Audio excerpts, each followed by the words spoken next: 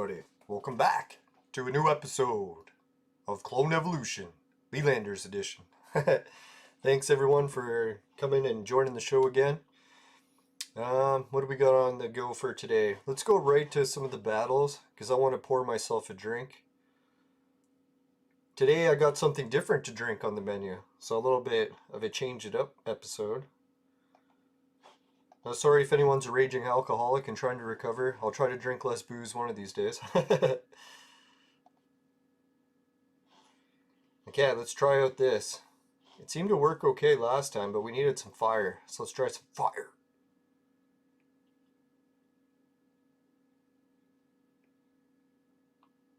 I don't know. I'm almost thinking Jane Austen can survive. Let's just try one with Jane Austen, then we'll switch back. Right, so today I have an extremely special drink for the show. Cheers for everyone who's got a drink ready. Check this out. Isn't that the coolest fucking bottle of vodka you've ever seen? I don't know, for me, I wasn't really big into skulls. I really don't like skulls, looking at pictures of skulls. But I was a big exception for one thing, the crystal skull. Because my city actually had the crystal skull residing in it for almost, I don't know, decades. You know, celebrities from all over the world were coming to see the crystal skull, so they were all coming to my city. So if you check out the back of this bottle, it says Crystal Head Vodka, and it's the official one made by Dan Aykroyd.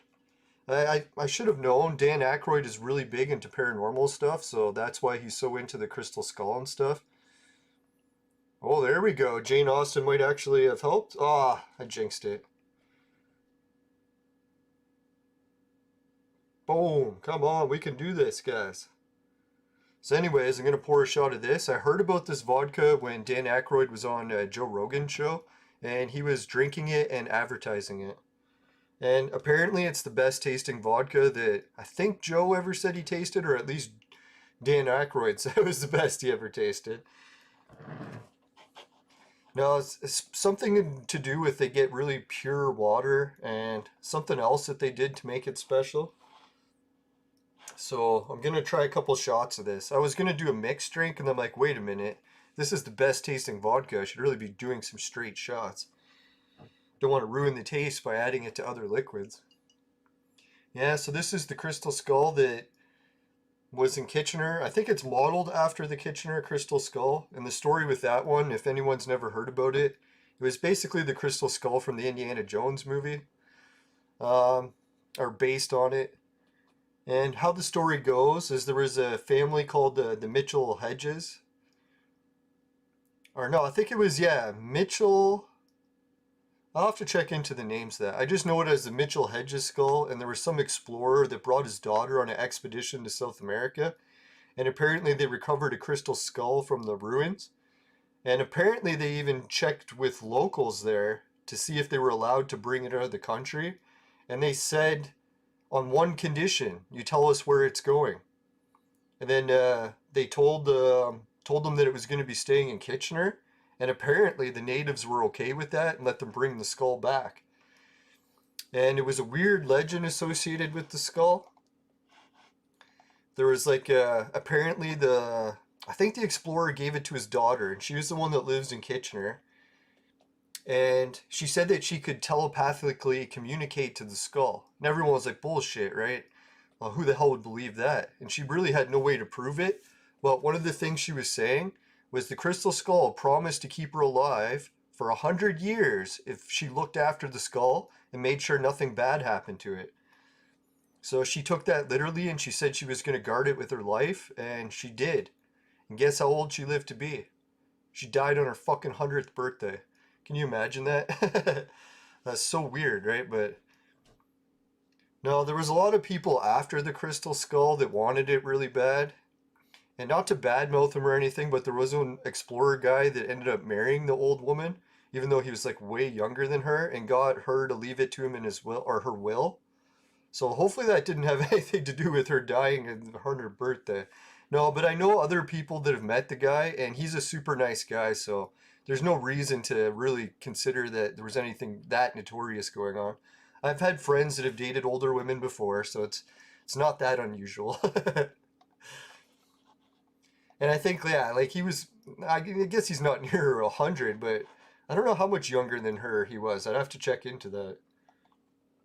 So anyways, the skull was tested, and for a long time people said it was authentic, and then apparently there was some sort of study that said it was a fake. And then I was like, well, wait a minute. Of course it's a fake. It's not a fucking human skull. It's made out of crystal. So I was like, yeah, it's not a human skull. Like, who the hell thought it was? Now, then they analyzed the grain of the cut. Here, let me open this bottle. Yeah, this bottle's neat. I had to take off a little bit of plastic, but it's got like a cork in it with like a gray lid. And on the lid, it's got, oh, some neat symbology. I'll show you the lid. Oh yeah, it is like a rubber cork. Or is this plastic? Could be plastic or rubber. Oh my god, it smells super good. Like, I'm a vodka fanatic. I love vodka, so when I heard that this was the best vodka ever, I was like, man, I gotta try it, especially just to get the bottle. I'm definitely not gonna recycle the bottle. I'm keeping it. It's a collector's item. So anyways, let's try pouring this. Oh god.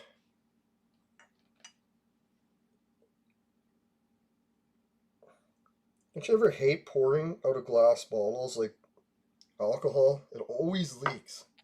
Always. They're only leaked a little. Alright, so I got one shot of the vodka poured. Now, one of the celebrities that came to our city to meet the skull was William Shatner. Isn't that weird, eh?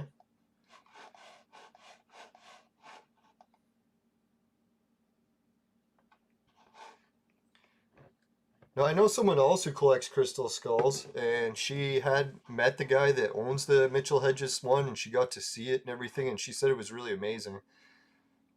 Now, maybe I can make friends with that guy. I better not start telling too many people how much of the age difference thing, and that seems a little weird, but now who knows? Like, maybe they just hit it off, right? Sometimes you meet someone, they're not the same age as you, but still it works out. Yeah, remember that really weird couple in the news, like, I don't know, decades ago, how there was like this really hot teacher and she ended up sleeping with her like grade 8 student or something? And she ended up getting pregnant. And then I found out after it was her parents who told her to do it because the guy that she was sleeping with was like an immigrant and they wanted the immigrants to have a good start in America. So I was like, man, that's fucked, right? I know, like, when we had a lot of migrants come to our schools and stuff, people were, like, ridiculously nice to them. Like, almost to the point of reverse racism. Like, you shouldn't be treating someone like that differently, even if you're being nice to them. It's a little bit weird. You should try to treat them like a normal person, right? Because they are. So anyways, I got the Crystal Skull glass set. We'll give this drink a try. See what it's like. Whew. I haven't done a shot in a while, so we'll see. Maybe I'll even do a mouth swish. Really get a good taste for it. Now, the trick to drinking vodka and not burning yourself too much is just to swallow it quickly, but that's if it's shitty vodka. If it tastes good, I'll usually give it a good swish in my mouth. Oh my god, I just tried to sip to taste what it was like. Way better than I even expected.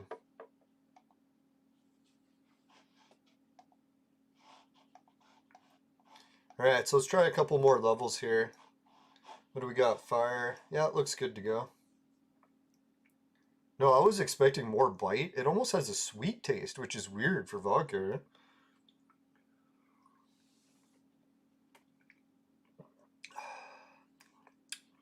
Holy. Man, if it wasn't so expensive, I'd be drinking this every day. Yeah, you don't even need a chaser for it. Like, normally when you take like a harsh vodka, swig it back, especially if you swished it in your mouth, you're gonna need a chaser bad or it's gonna sting. No such sting from this. Well, little sting, but very minor. Yeah, so how's all the viewers doing tonight? Hope everyone's doing well. Canada, we've been getting crazy news lately. Some of the worst news we've had in years, actually, today. No, they're talking about extending our lockdowns till June now. So I was like, well, yeah, that's what they said. They've officially extended it till June. I was like, June? We're in fucking February. That's a little bit of excessive extension, but we'll see, right? I don't know. Most people have almost completely given up on just arguing about it and just going back to their normal lives. And if the government finds you, so be it. But I can't afford that, so that's why I'm still like fucking obeying the rules religiously. Now, I'm pretty sure if I was rich, like a millionaire, I would just go back to my regular life too. I'd be like, fuck it, you want to find me, put me in jail, whatever. I'll just keep paying and paying and paying. Because if you're rich enough, you can just have your rights back, right? But if you're poverty and you can't afford these fines, then your life is pretty much over until we get our lockdown rules over. But now I'm starting to realize like how important freedom is. Like back in the days, we really took it for granted, right? We used to always make jokes about people in shithole countries and how they had backwards governments that took all their rights away.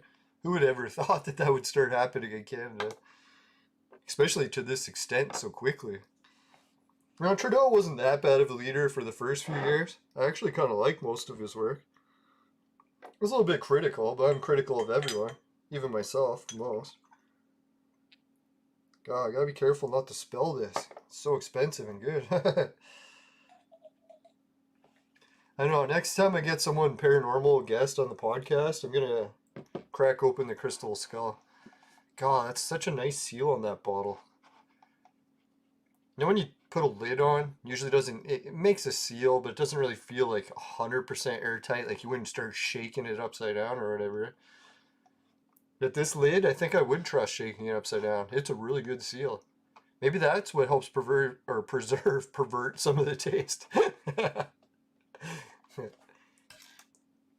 Yeah, I should have changed the name of the episode today. The Crystal Skull Edition. Who'd ever thought really good tasting vodka? I would have never guessed such a thing was possible. Like, I even liked the taste before I tasted this, and now it's like I think vodka's my favorite drink now. I think before it was a close tie with rum, where I was calling vodka my favorite, but I also like rum a lot. But now I definitely like this better than rum. Ah, fuck, we had a casualty. We'll have to exit this and try it again. That was close. No, it was just a Budokai that died, so it didn't really matter. Alright, well, if Budokai's the one dying, let's put in... Crime Fighter?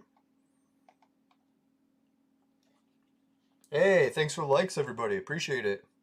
If anyone wants to say hi in the chat, appreciate that too. No, don't worry, guys. If you only get nervous about talking in the chat, don't worry. I'll try not to bite. No, the other good news I got today is I got out of Facebook jail today. So I got Facebook privileges back. Which is kind of funny. I call it a privilege, yet they actually have, like, what do they call that? Immunity for being a public resource? Oh, fuck, another casualty. Gotta be kidding. Oh, another 2 casualties. You fucking bitch whores. Not that there's anything wrong with that. Yeah, so we'll definitely keep that guy, and we did better last time with him. Let's try that.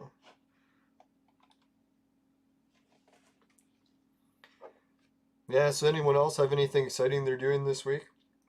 Any good progress in the game? Anyone going for gold heroes? Oh yeah, that was the other news I had.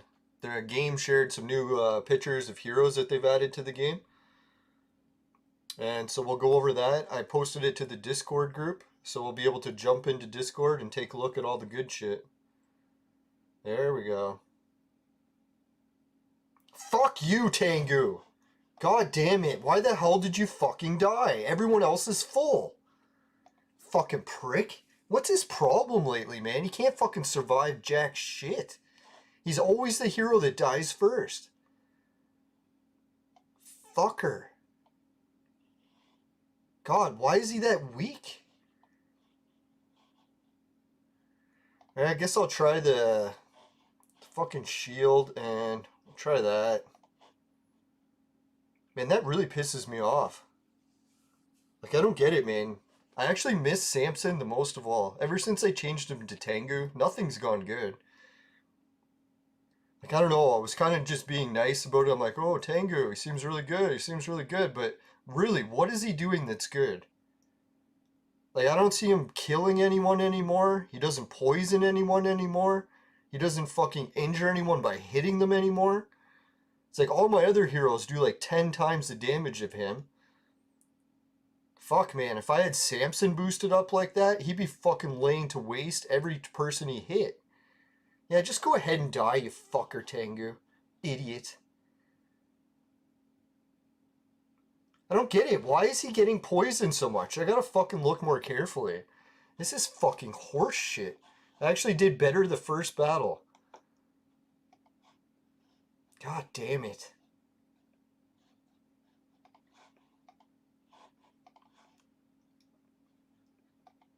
I don't know, does anyone add Tengu to their team and find it was an improvement?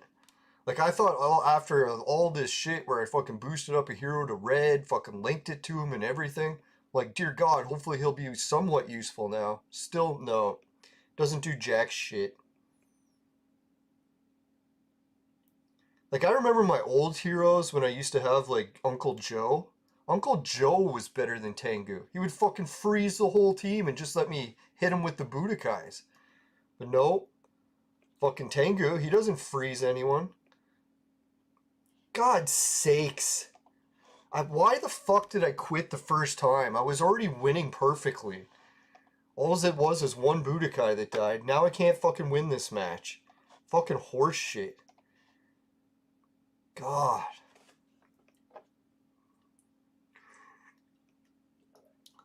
Yeah, it's one thing I was thinking. Out of all the mistakes that I made, I should have never made Tengu. That was the worst mistake. I should have kept Samson, should have kept boosting up Samson. Because, man, Samson made my team so strong. I could just wipe anyone out with one hit with him. Oh, God. My whole team just keeps dying. Fuck this shit. I'm not playing it anymore. This battle can go fuck itself.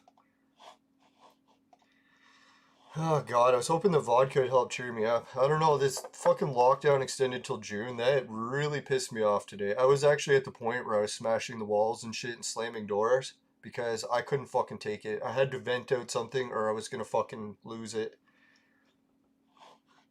I don't know, I can't believe how many women I see on, well, not even just women, I should clarify, it's a lot of, well, a few men and a lot of women.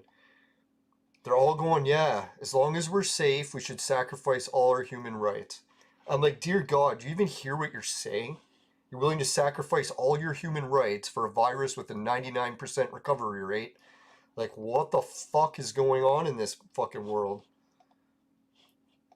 Well, at least we got some good news with Canada. Well, I shouldn't say good news. Slightly better news. No, the police, they were like beating people and like beating and women in like broad daylight who were just going out to fucking protest. Like protesting was fine when Black Lives Matter was doing it, but goddamn, you protest the lockdown. The police were beating people, arresting the media. And yeah, that's what they were doing too, is they were choosing sides of which media they could stay.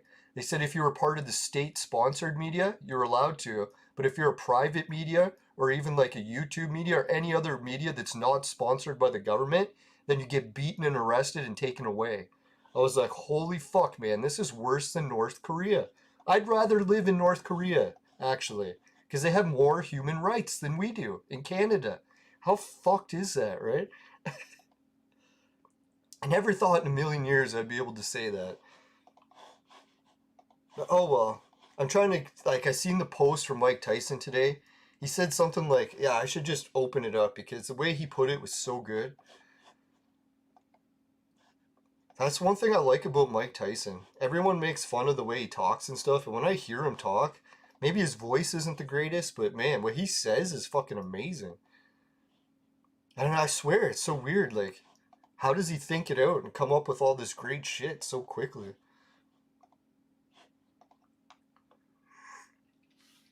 I'll have to get back into watching his podcast. I haven't actually watched it since he had that boxing match. I don't know what it was. YouTube kept recommending it to me all the time, and I kept watching it. And then after that boxing match with Roy Jones was over, I haven't had one recommended since. So I don't know, maybe he stopped the podcast. That could be it. If anyone else knows in the chat, let me know. Oh, we got some red flowers already. Let's see who from. Oh, from Gil. Thank you, Gil. Oh, Miss Lego. Thank you very much. Excuse me. Nah, thanks all the ladies who are still watching the show. A lot of times I do streams and it ends up being all guys, so it is really nice having a change for some women in the audience. It's one of the main reasons I miss Suki leaving the show, because it was kind of neat to get like a kid's perspective on stuff, especially a woman too. I was kind of surprised that she was that young. It's like, dear God, everything she was saying, I sounded like it actually was her mother. And then I should have guessed, eh? What were the odds that a woman my age would be playing the game? You know. Let's send Suki some flowers, even though she's probably never coming back. I'm still keeping my fingers crossed. She might get bored and play the game once it's winter. She probably just needs a good break from it. Or she's found a boyfriend or a new game that she really likes. And in that case, she's never coming back.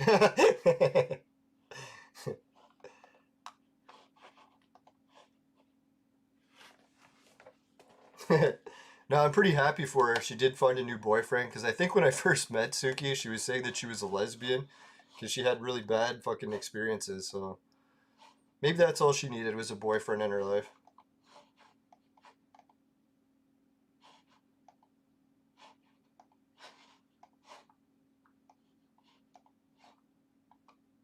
Alright, let's give these things a spin.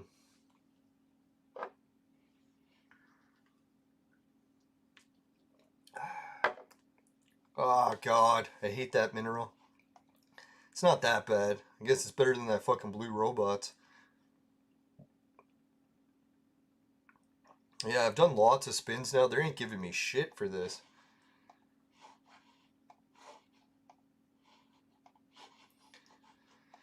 Yeah, I was trying to think what other video game news was there. There was some GoldenEye leak today, where apparently there's a new GoldenEye game that's being made for Xbox, which is weird because I already thought there was one. But anyways, yeah, they're making a new one, and apparently it got leaked before it was ready, so people can already get the game, download it, play it on their Xbox.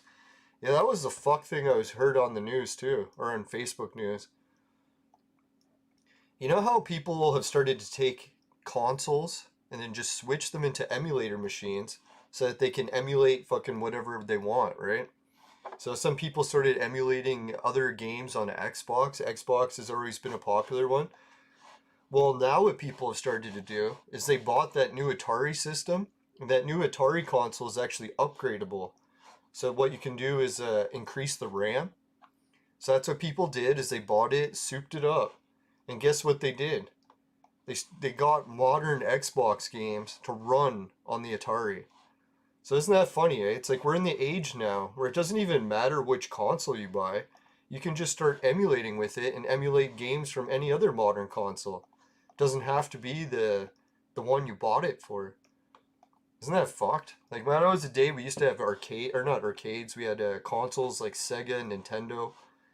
Was it the NES and the Genesis? And people always dreamed about getting the console to play the games from the other. I gotta stop clicking on that. I don't know, if the game designers were smart, they would get rid of the fucking red dot on this. Because the way my brain works, I see the red dot and I just automatically keep clicking it because I'm assuming there's something I'm supposed to do there. But with these, there's nothing I'm supposed to do with these. I'm actually just saving them all. So I wish I could turn the red dot off. Be like, oh, clear it. I don't need a warning. I know what heroes I have and I'm not using them anytime soon. So I don't want the red dot there. I know it's a little bit weird because most people see the red dot and just ignore it, but I guess my obsessive compulsive nature is getting triggered by it.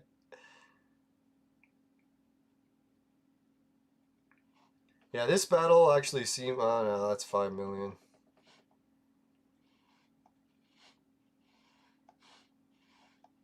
I don't know, man. These guild battles are not fun. But like, we're in a guild that's way over our heads. I don't think anyone on our team or our guild can play against any of these characters. Like this team, we're definitely not beating that one. I'd say right to like even there, we're not beating anyone. Oh well. At least I'll be able to kill one hero. Let's try it. Yeah, let's get a couple more shots in. Yeah, if anyone wants to be first in the chat, it's up for the grabs. Oh yeah, I forgot to show you guys the little label that's on here.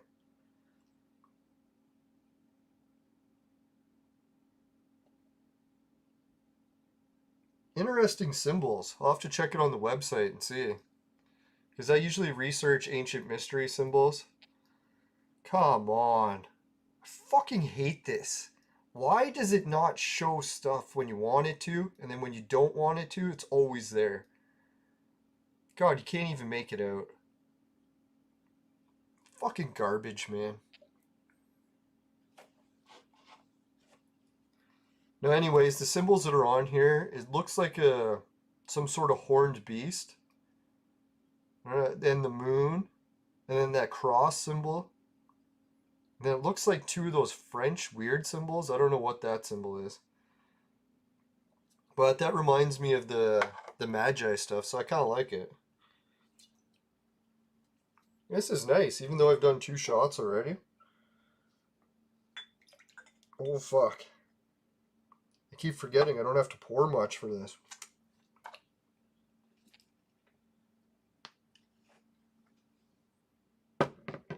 Alright, so I'm starting to put a little dent in the vodka skull.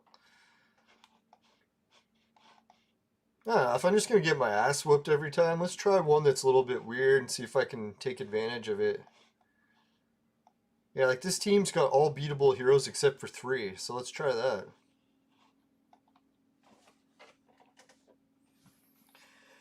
Oh, my neighbors are out there doing that band playing stuff. Oh, there we go. I just started to get a buzz. Finally. I was wondering how many shots I was going to be able to do.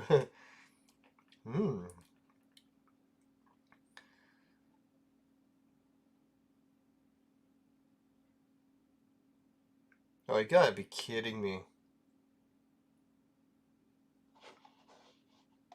Alright, fuck that shit. Let's try bringing in a new hero. Let's bring in what's-her-face, Agatha.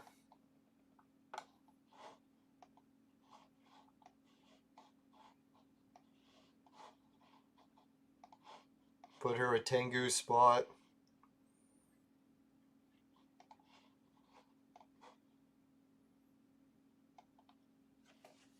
Ah, I forgot. I was gonna try changing it to shield.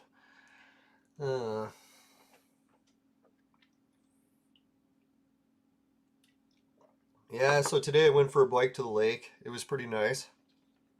Some people brought a shovel and shoveled off enough of the snow in the lake to make a little ice rink, but no one was using it. I used to have ice skates, but I haven't seen them in years, so I don't know if I got rid of them or buried in storage somewhere. Oh, there we go. We actually killed one of their heroes.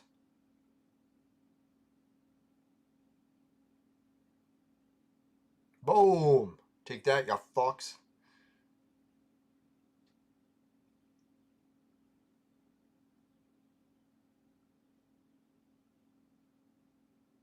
Come on, Jane. Go! Go, Jane! There you go, Jane. I love you. There we go. We're tearing this team a new one.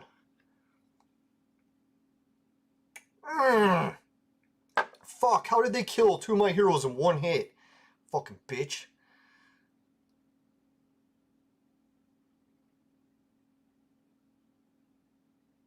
No, so that little inspiration from Mike Tyson there, he was basically, just to summarize it, is he doesn't want an easy life because it'll make him weak. He wants to go through hell so he becomes stronger. So I was like, yeah, that's kind of how we should look at the way the government's taking away all our human rights. They're definitely going to make us stronger after this.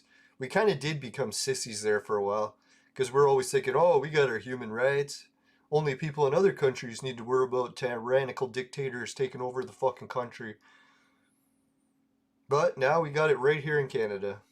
So no more sissy life for us.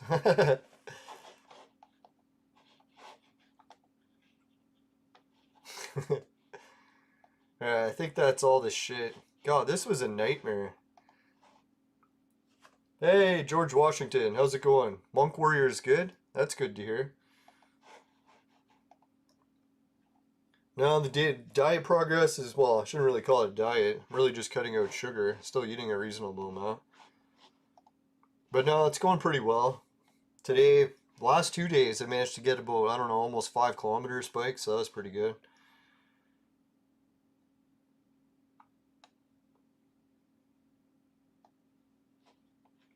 Remove the clone general. Why?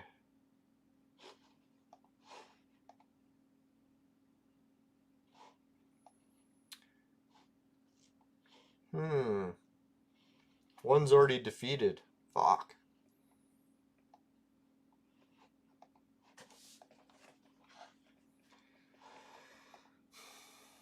Yeah, sorry for not doing the show at a different time like I was saying I was going to.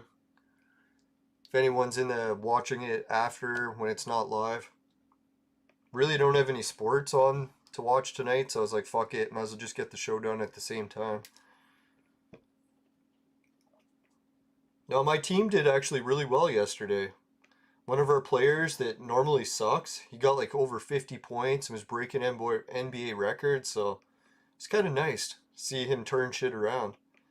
I'm hoping he stays good, but he's notorious for having like one good game and then like a month of garbage. So we'll see what happens. No, and I was very skeptical of him to begin the year because I was thinking, dear God, he was one of those people that kept blaming the police for all of his problems. I was like, man, it's not the kind of attitude that would go good for a sports team, living in that victimhood mentality. So I was like, man, this guy's going to sign a big contract and he's just going to sit out and protest. But no, he actually did play, even when other teammates sat out and protest. It's funny because the one teammate that sat out and protest, that when he sat out, we set a franchise record. So we're like, we played amazingly better without his victimhood bringing the whole team down. So no, even though we got a triple double in the last game, no other team wants him in a trade. So we had to take some of our good rookies and send them down to the minor leagues because we can't get rid of this veteran player that no one wants. We can't even use him anymore. I can relate to that. When you get too old, no one likes you. Hey, 3 viewers and 2 likes. Thanks, everybody. Appreciate it. Now, that was one thing I was worried about when Suki left the game to go do other things. Yeah, she was one of the most regular viewers, and she was my cheerleader for many months, always helping me and making sure that I kept the show going on time. So it's nice for you guys to come in and help take over for that. Not saying you're going to become a cheerleader, but it's nice to have some other people to chat with. It's nice that everyone's more adults too. I was kind of worried. It seemed like for a while there, too many kids were just watching the show. That was kind of freaking me out. It's like I was hoping only adults would watch and maybe one kid. I was like, oh fuck, if a whole audience of kids is watching, I should really tone some of this shit down.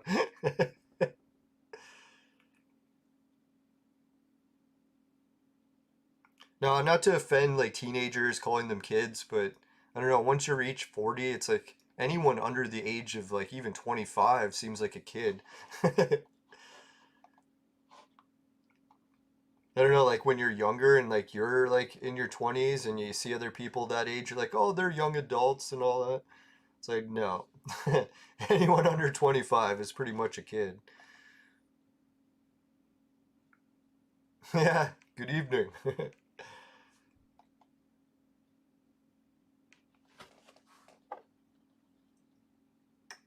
Oh yeah, George, did you see what I'm drinking for the show tonight? Cheers. Hope you're not an alcoholic and I'm teasing you with booze, but no, Crystal Skull vodka, the kind by Dan Aykroyd. Holy fuck, is it good? Like I didn't think it. I was like, oh, it's good vodka. Maybe it'll be slightly better. And I was like, holy fuck, it's like 10 times better than the best vodka I've ever tried. So yeah, well done, Dan Aykroyd. If he's ever watching the show. I shouldn't laugh. Sometimes I find out that some of the celebrities I like watch my recordings. I'm like, what the fuck? It's like, who would ever guess that I'd be watching celebrities on TV all the time when I was a kid? And then celebrities would be watching my YouTube channel. It's like, what the fuck? Not to brag or anything, but it's just weird.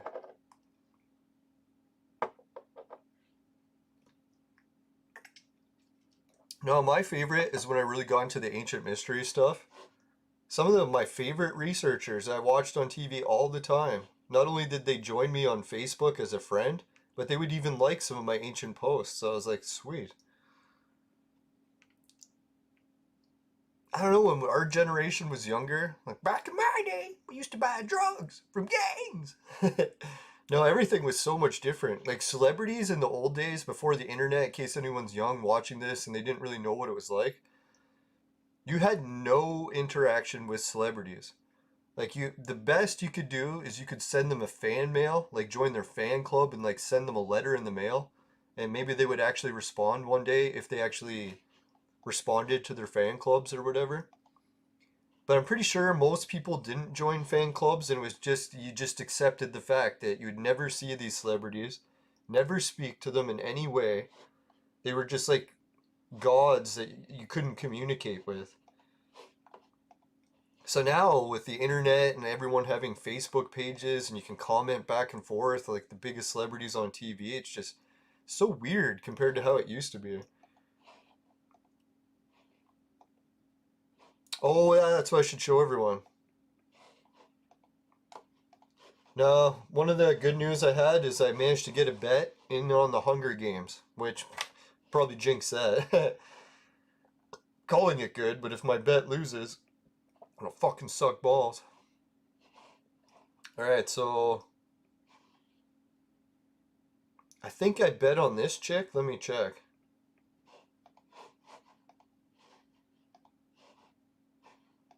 How do I check who I bet on? Does anyone know?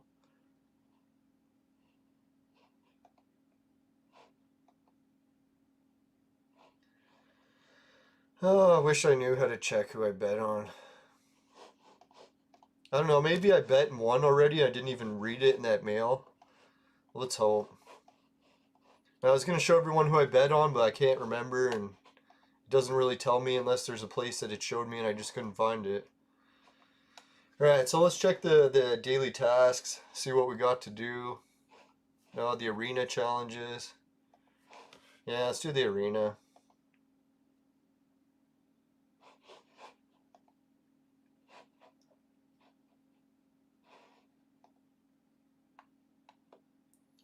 Nah, it's funny. I seen some of the ladies. Well, it's not funny. It's kind of sad in a way, but a lot of people are posting that they're going to be so lonely for Valentine's Day.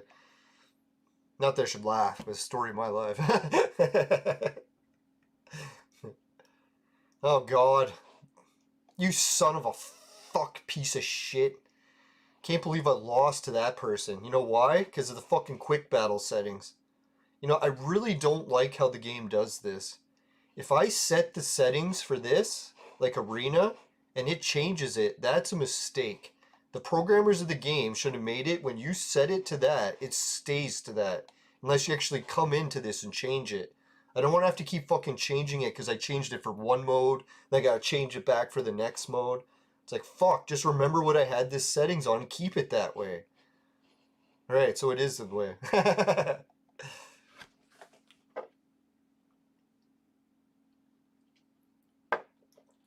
Oh, that's good to hear. No, that's always worried. Like here I am smoking and drinking around kids for half of the fucking episodes, and now I'm thinking, geez, now I'm drinking booze and I might be rubbing it in the face of alcoholics. No, I'm glad to hear that no one's an alcoholic in the viewers.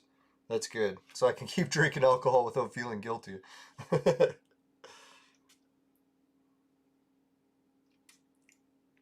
Oh yeah, one of the reporters that covers the lockdowns, what's his name? David Menzie or something. He was doing some reporting, and there was this weird guy following him around. So he didn't say anything, but he's like, he just kept going about his business, doing his show. And then at one point, like halfway through the episode, he goes and confronts the guy. He like runs up to him. He's like, "Hey man, why are you following me?" And he starts like putting the microphone in his face. And it turned out to be like, I don't know if he was Chinese. I shouldn't fucking accuse him for that or make up stuff if he wasn't Chinese. But everyone in the comment section was like, oh man, looks like you got a communist Chinese party spy like fucking following you around. I don't think it was that extreme, but it was like a Chinese guy following him around. So, well, he could have been Chinese, who knows.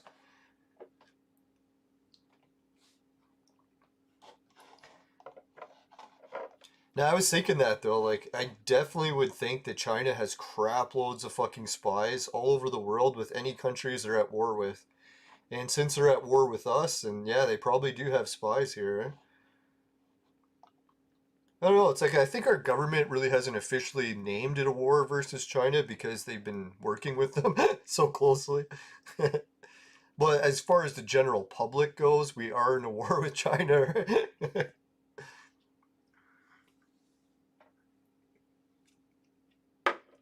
It's like we're battling to keep our land so that our fucking inflation doesn't skyrocket.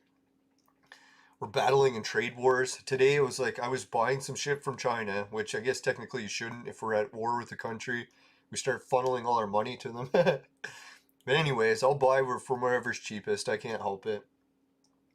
So I got this message back from Kijiji today, or not Kijiji, Alibaba Express. And the Chinese store I ordered from had told me that the package was shipped. They gave me a tracking number, and I tracked it all the way to the post office here, and then it said it was delivered. I was like, delivered? I was sitting in front of my house the whole day waiting for the package. It never came. So then I went to the post office to check, and they had a package for me, but it was a different one, so not the one that I had ordered. So I was like, man, something is really suspicious here.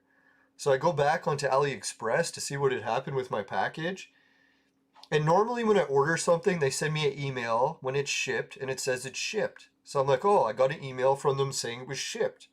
So I'm like, I didn't bother checking any other messages.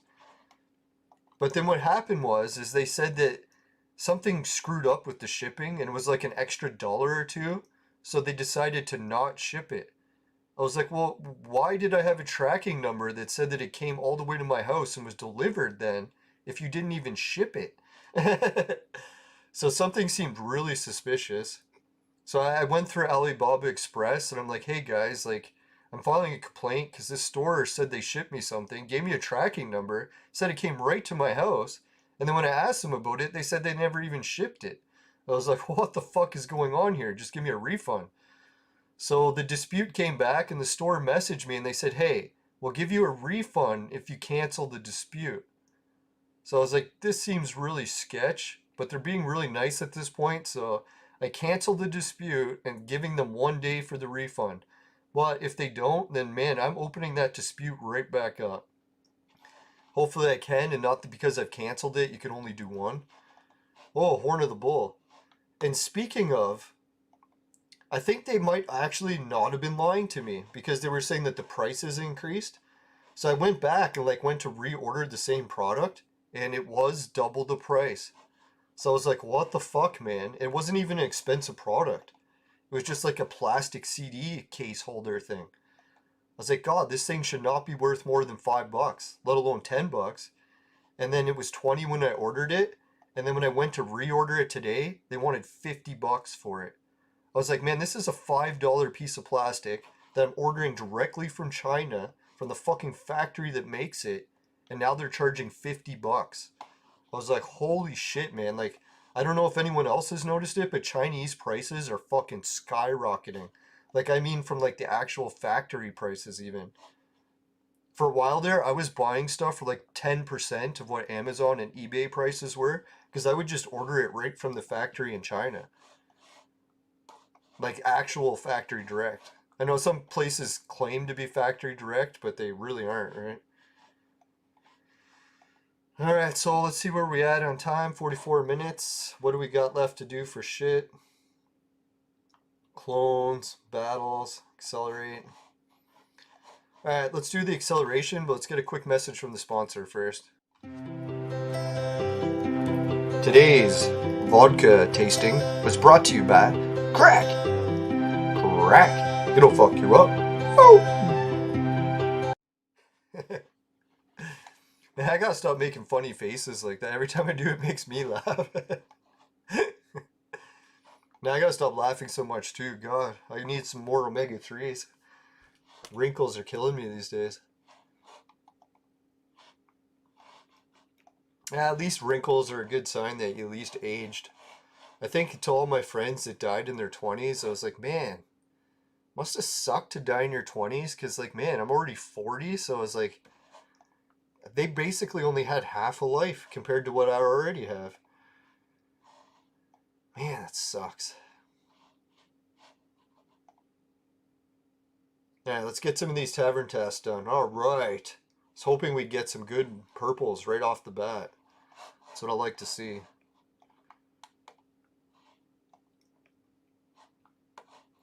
Nah, sadly my... Oh, we even got another purple. Just about to tell a sad story and we got some good news.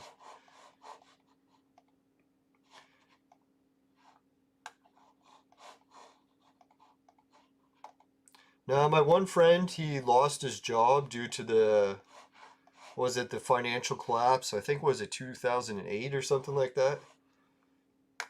So anyways, he lost his job because of the financial collapse and he did not take it well. And I tried to convince him, like, man, you can just go back to school, you can start a new life. It's like you don't have to be so down in the dumps just because your factory job laid you off. But he ended up taking his own life, sadly. I was thinking, geez, man, at 20 some years old, like, that is not old. You have plenty of time to, like, change your life and get things back on track. Sad when people just give up like that. Now, it might seem overwhelming for some people. I noticed a lot of people that commit suicide, I started to, like, notice a trend. Maybe to give a warning to anyone else who has friends that make this sort of trend too, so you could be like, oh fuck, man, you better keep a close eye on that person. No, he was always one of those people that was very paranoid of anyone taking pictures of him. And I was always wondering, like, why, man? Why don't you want to be in pictures? And then another thing was, he was always very upset if anything he did offended people, like, what was it? Like if he let them down. Like if he had people that counted on him and trusted him, and then he fucked up and let them down, he would take it so bad. I was like, man, it's like normally when you fuck up and you let someone down, sure it sucks, but it's like you can get over it, right? It was that Jordan Tutu, who was one of the NHL players. I can't remember if it was him or his brother, but there was two brothers, native guys that were in the NHL. They were very popular players because they were natives, right? And they were good. And there wasn't a whole lot of natives in the league at that time. I don't know if there still is or not. I really don't follow hockey as close as I used to. But anyways, he made a horrible mistake where he went out drinking and driving, and he shouldn't have. And he was like, "Fuck, man!" He got busted for drinking and driving.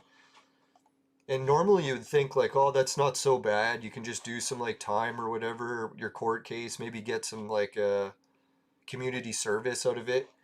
But he ended up taking his own life. I was like, "Holy fuck, man! At the prime of your career, NHL player."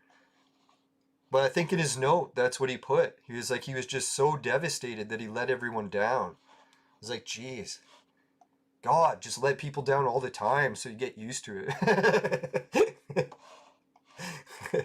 Nah, but I think it's a personality trait. Some people just get devastated when they let people down. So you gotta watch for that. If you ever know someone who's like devastated when they let people down, just make sure if something really bad happens where they let people down, that you keep a closer eye on them. Alright. So Tavern Task, we got 5 left to go, 23 hours. I think I'll be able to do it. Well, yeah, we got a bunch of purples. See, they're trying to convince me to go for the next level of purples. That's why they gave me more, I bet. But no, I'm just going to take what I can get. Now, I'm lucky that so much time has actually passed since my friend died, because before I would just be breaking down, but I've actually come to terms with it to some degree now. Only took like 20 years. No, I think what it was too is I'm actually starting to forget him, which is sad as it is.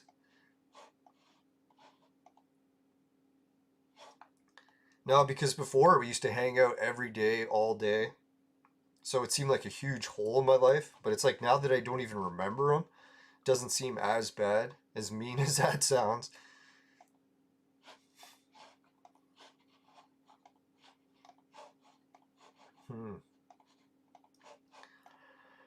Alright, let's buy these bullets. Now I'm really gonna have to cool it down on Facebook. I'm gonna try to do only positive posts for at least a month or two, so because they gave me the notice on Facebook that if I get busted again, like in Facebook jail, they said my account will be terminated and I'll be banned from ever being on the platform again. So I was like, holy fuck, right? That's a pretty big warning from Facebook. Facebook is how I have all my contacts for my family and friends and everyone I know.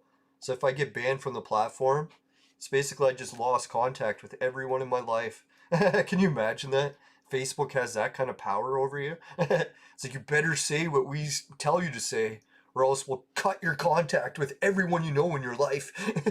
Like, I don't have people's phone numbers. I don't have people's email addresses. I just got them on Facebook. So man, if I lose contact with everyone on Facebook, I'll basically be a loner. I won't have contact, phone number, emails for anyone I know. Isn't that fucked? Just goes to show like how careful you have to be on your social media these days. Alright, so what else do we got to do? Is anyone else like that, or is it just me? Does anyone still collect phone numbers for people? Alright, so let's do another battle, and I'll pour a drink. Because I want at least one more shot here.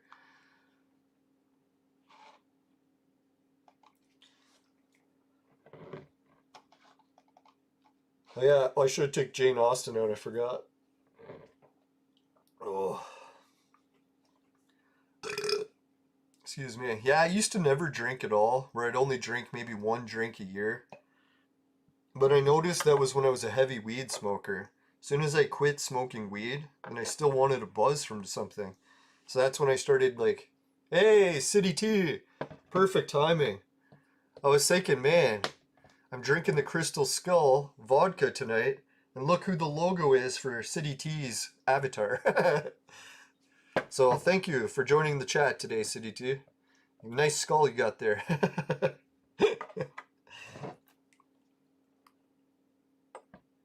Ah, fuck. I gotta try to pour this more carefully. Starting to get drunk, so I'm spilling more. Ah, fuck. I don't know, anyone count how many shots I've done? It's like, I had a little buzz bear that wore off pretty quick. Yeah, if you ever tried Crystal Skull vodka before, I'm actually drinking Crystal Skull glasses too, shot glasses. Dan Aykroyd makes it. It's from Newfoundland. I don't know, you might not be able to order it, I guess, depending where you live. But yeah, it is like, I heard about the vodka on Joe Rogan's show, because Dan Aykroyd was on. He was talking about why he made the vodka, how he made it, and how good it is. He was drinking it on the show. I think he gave it to Joe to try, and Joe was like, holy shit, man, this is good vodka, right? So when I took my first sip, I was like, how good is this? Because it is substantially more than your traditional vodkas. My first sip was almost like sweet. I was like, what? This is vodka that's 40%? How the hell is it sweet? But I don't know what they did to this vodka. It has a vodka taste, but it doesn't have like, I'd say the bite to it is about 90% less. So it's like, I don't know how you can make 40% alcohol so smooth. Mm. It is delicious. Like I'm even sipping it and swishing it around in my mouth, and I don't need a chaser. Normally when I drink vodka, I take a chaser right away and just chug the vodka down so that I don't really have to taste it. Who would have thought? Dan Aykroyd, fucking genius, man. Yeah, did anyone know Dan Aykroyd? Not only is he into the paranormal, and he was in Ghostbusters, I think, but he was actually the guy that wrote it too. I was like, holy, that Dan Aykroyd guy. I remember him from back in, was it Saturday Night Live? Back when my parents used to go to the bars and they left us home alone. We'd be able to watch TV till like really late because parents were gone. And we would stay up and watch Saturday Night Live. And it was always like we were little kids watching Saturday Night Live, so we felt so edgy, right? Like, ooh, this is a show for adults and we get to watch it. That's when Dan Aykroyd, I think, was on it. I could be getting him mixed up with another actor because I've had a few to drink already, but I'm pretty sure it was him on Saturday Night Live. And then when he came out with the Ghostbusters movies and stuff, that was so sick. And if anyone's heard Dan Aykroyd's Area 51 or Men in Black story, that's a good one too. So, anyways, if I'll finish the story. Yeah, he does shows talking about aliens and stuff. It's kind of funny. Like when I was a kid, I had like a paranormal encounter with light beings. I guess I haven't told anyone on the show before, which kind of fucked up my whole life after, because it's like all I can think about is like, hey man, like everyone keeps talking about how aliens and ghosts and all this shit is fake. But I was like, man, I've already had an encounter with them firsthand. So I was like, what the fuck, man? I know they're not fake, right? But it was always one of those encounters too where it was so weird. I was like, man, I kept thinking of the Scooby Doo episodes where some old man comes out at the end of the episode and he's like, it was all those meddling kids. I would have got away with it. See these holograms that I was doing and doing all these tricks. So that's how I was always thinking, that some old man was going to come up and be like, oh, I was tricking you kids. Tricked you into seeing these light beings that weren't really there. It was just a hologram. That's always what I thought it was going to be. So my whole life, I started to watch paranormal stuff, started to like research it like crazy, obsessing about it even. Put my fucking obsessive personality into it to the point where I watched every episode of Coast to Coast for like, I don't know, 10 years maybe. Just memorized every episode, sometimes even watched them twice or listened to them twice. Because what happened was I watched so much paranormal TV shows that I'd seen everything. So I was like, fuck, if I've seen every paranormal TV show, that's not good. So that's when I switched to the radio paranormal. But anyways, yeah, Dan Aykroyd with his story about why he quit doing most of his paranormal stuff is he got approached by the Men in Black to stop. And he was like dead serious about the story too. Like he's not just joking that the Men in Black actually told him to stop, that they actually did and threatened him and stuff. So I think how the story went, I could be paraphrasing it, is he had a very popular paranormal TV show, and it was like getting the highest ratings on the network. It was doing great, so he never thought it would get canceled. And then one day he got called in and they canceled the show. And he was like, fuck man, like why the hell did they cancel the show? This is so fucked up, right? I think he was said something about he was thinking of fighting it or starting the show somewhere else, the different network or something. So, anyways, he said he was walking out of the studio. I could be getting the order mixed up. Maybe the show got canceled after this and I'm saying it in reverse. That could be it. But, anyways, either way, he's walking out of the studio and he's in like downtown New York or something, like Times Square. And he said all of a sudden the Men in Black just like pulled up in their car, got out, and fucking warned him about it. And he said the weirdest part was he was just on the phone with Britney Spears. So he's like on the phone with Britney Spears and the Men in Black are there. He's like, what the fuck? And then they're telling him to stop the show and never do it again. And then he found out the show got canceled. Yeah, I think that's how it went.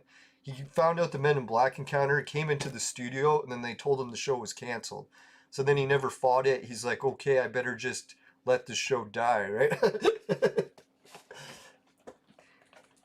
Now, who knows? Maybe Dan Aykroyd embellishes stuff a little bit, but he strikes me as a very, I don't know, he doesn't strike me as a bullshitter. Like, he was telling me this was the best vodka I'd ever tried it, and he was fucking right, man. This is by far the best vodka I've ever tried. So when he says he saw the Men in Black, I believe him. I guess what could be too is maybe it was just government agents pretending to be the Men in Black and it wasn't actually them. So that might have been what it was too. Yeah, did anyone ever hear the Men in Black story about Niagara Falls? I live actually pretty close to where this happened too, because I'm only about an hour drive from the falls.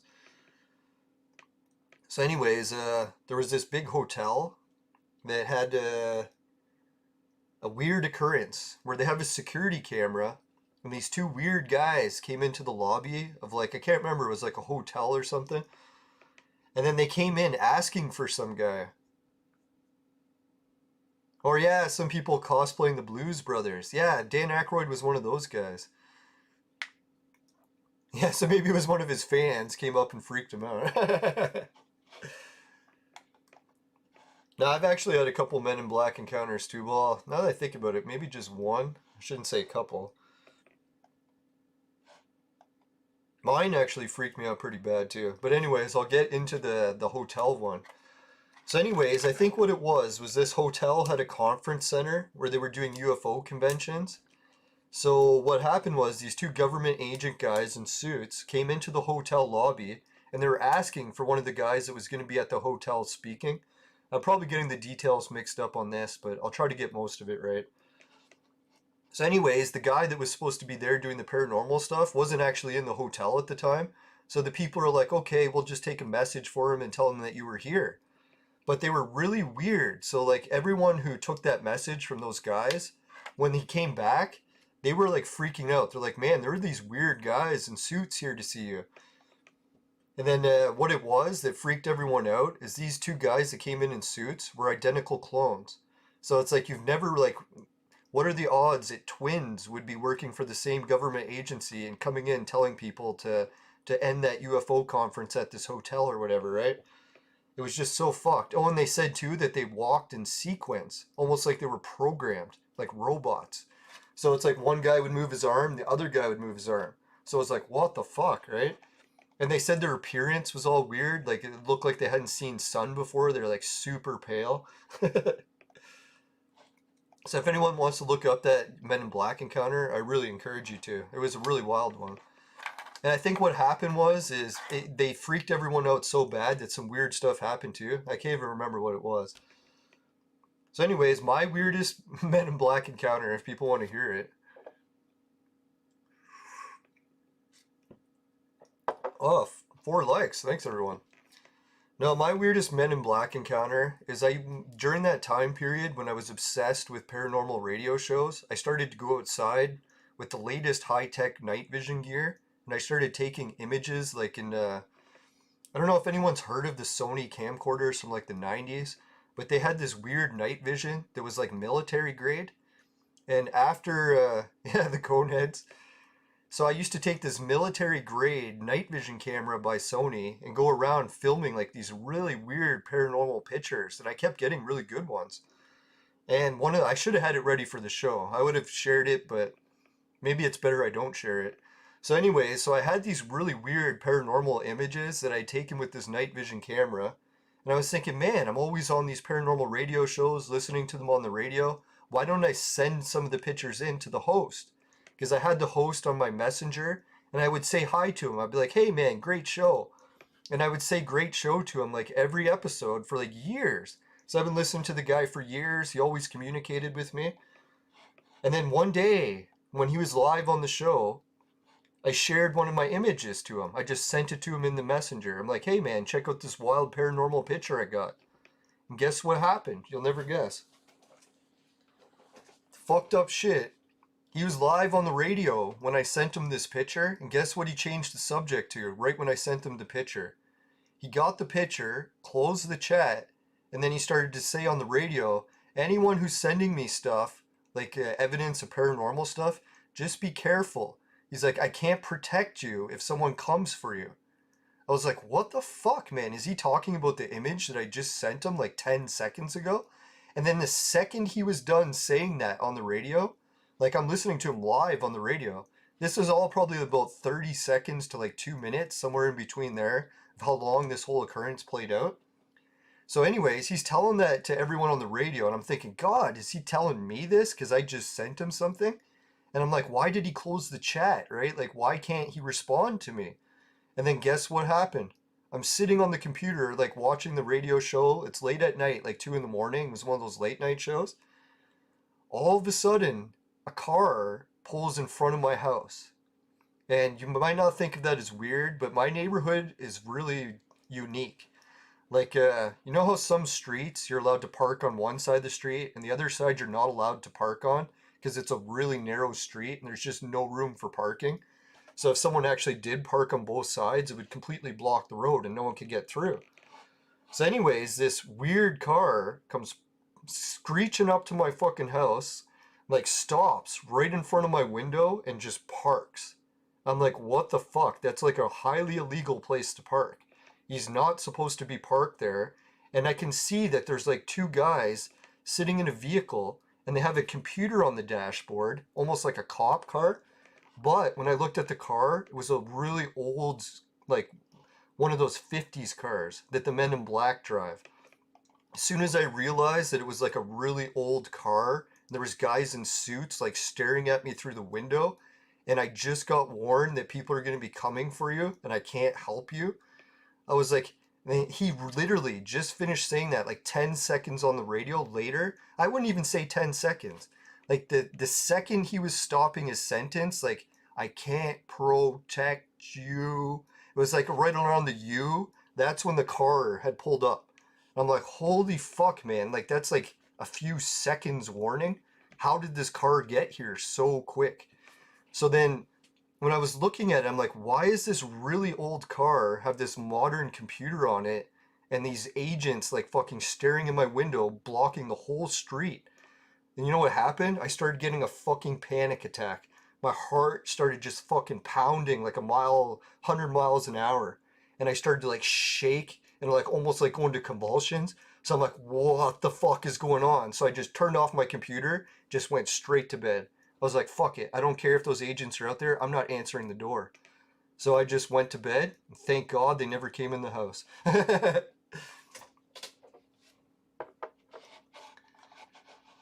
Yeah, so I don't know, like that whole night I actually prayed and I was holding on to a cross. I was like, God, if those agents are coming for me.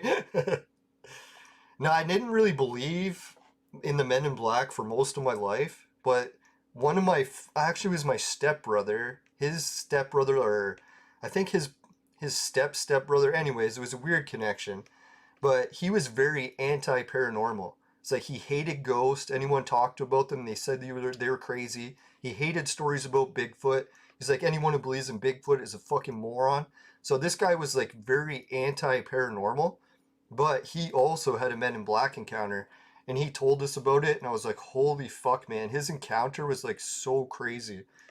So anyways, what his project was in school is that they were teaching people about like sustainability and how the planet only has so many resources and that its population is expanding. Eventually we won't have so much food, so we really should conserve and recycle and all that shit.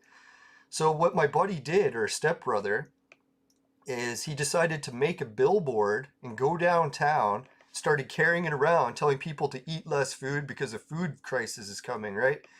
And I was like, that doesn't have anything to do with the paranormal, so why would the Men in Black come? He's like, yeah, that's what he was thinking, because what happened was he protested all day. No one had anything to say to him. They all thought he was some crazy lunatic teenager carrying some sign that made no sense. So no one even believed it, right? So anyways, he takes the sign, goes home, and then goes to bed. He's like, oh, I spent all night protesting. I'm going to go home, sleep now. So when he gets home and he goes to sleep, guess what happens? He wakes up in the middle of the night. Someone's moving his shoulder. He's like, what the fuck? Like, how did someone get into my room? And it was those two agents, two weird like guys in suits. And he said that's what they did. They got right into his fucking house without even knocking, and they woke him up in his bed. And they said, excuse me, sir. They're like, were you the one carrying that sign downtown? He's like, yeah. What the fuck are you guys doing in my house, right? How the hell did you get in? And then the guys were like, just make sure you never carry that sign downtown again, or we'll come back for you. And then he was like, what? And then he woke up the next day, and he was like, what the fuck? It's like, he was like, he definitely remembered waking up in that weird encounter, and then all of a sudden he was just asleep. So he's like, he was always like, when I heard it, I was like, you must have been dreaming. But he was convinced that he wasn't. So I was like, and he was very anti-paranormal, and he said that he was so freaked out that he never considered carrying that sign ever again. And I was like, holy fuck, right? So maybe the Men in Black, there is something to it. Maybe it could just be government agents with like really good powers or something, or technology. Shouldn't say powers. Or maybe it is some sort of paranormal thing where they have like alien abilities, eh? That'd be fucked. Yeah, and the one thing that they talk about the paranormal and the Men in Black is when they go into restaurants. There's a few occasions where they'll go into a restaurant, they'll be trying to interrogate someone, and then in order to get in, the staff is like, sorry, sir, you can't come in unless you buy something and sit down or whatever. So the agents will do that. And they said the agents are really weird, is they don't know how to eat. They said that's the one thing that fucks everyone up when they see them. Is like when they get like a plate of food in front of them, they don't know how to use utensils. They're like, what is this? And the one person's like, it's a fork. Have you never seen a fork before? And it's like they don't know how to eat, right? So it's like, how does someone live their whole life without knowing how to eat? That's a little bit fucked up, right? It almost makes it sound like they are paranormal. Either they're coming from the future, they're robots, or I don't know what it is. No, and that was actually when my uncle had his worst ever attack. Like when his health really started to decline. As I was in the days of doing live radio on my local radio station. The episode that we were supposed to do on the Men in Black was the first episode I ever had to cancel. It's because my uncle had that weird attack. And then all of a sudden from that day forward, he had those weird attacks, and then he went back to normal for a while. And then it wasn't until years and years later that he actually started to get those attacks back again. So for some reason, he had those attacks like years prior, and it just happened to fall on the day that I was going to do the radio show about the Men in Black. I know even like the guy I was supposed to do the radio show with, he was freaked because he's like, man, Leland has never missed a radio show, and we've been doing the show for like a year. It's like, what the fuck happened to him? And it's like, why the hell was it the episode of the Men in Black that he just didn't show up? He even told his family too, and he's like, what? Leland didn't show up for the radio show? It's like, normally I'm pretty punctual. If I'm promised to do something, I'll do it. Yeah, if I had to guess, like just to put my finger on it, it's a little bit spooky, but what I think is that the creator does have a plan, and he actually has ways of keeping the plan on track.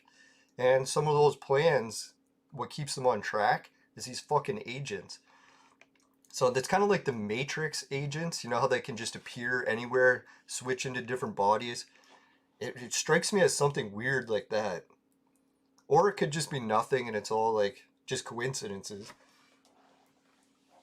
I'm not one of those people that gets so bought into these ideas that it has to be this. Like, I'll consider lots of different possibilities, and if there's evidence that comes up, I'll change my opinion in regards to it. Or at least I try to. Sometimes I can be pretty stubborn, but I'll try not to get super stubborn.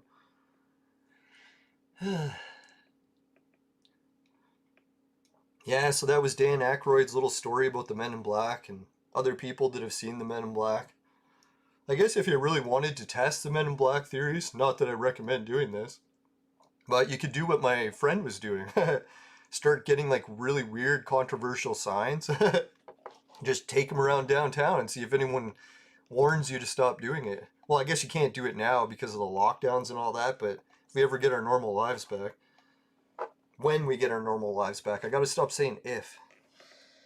Gotta be positive and think we're gonna get our normal lives back one of these days.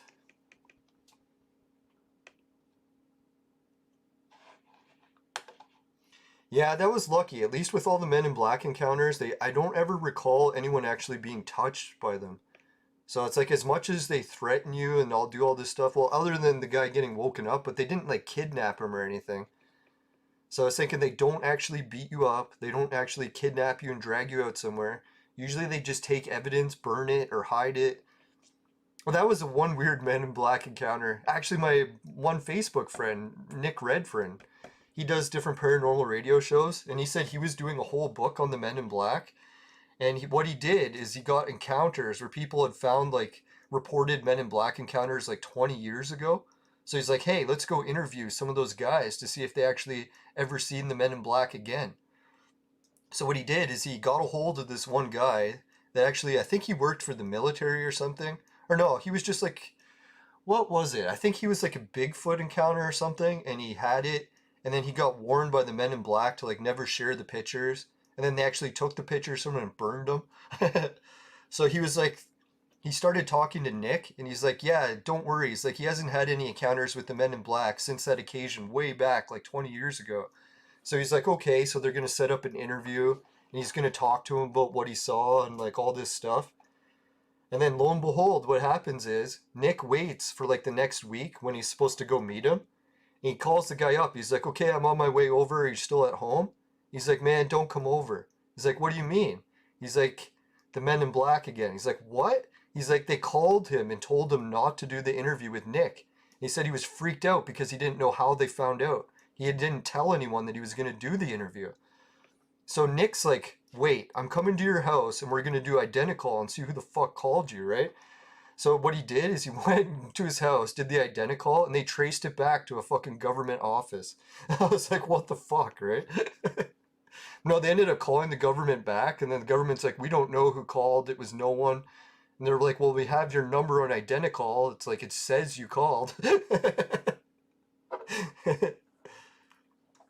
But that was freaked the guy out. He's like, sorry, man, I can't do the interview. I don't care if it was just the government. He's like, that freaked me out too much that they called right when we were scheduling this interview. He's like, I didn't tell anyone. How the fuck did they find out? Unless they were tapping his calls. But then he was like, how could they be tapping my calls? It's like, were they tapping my phone for 20 years? Every call that I made? That'd be fucked, right?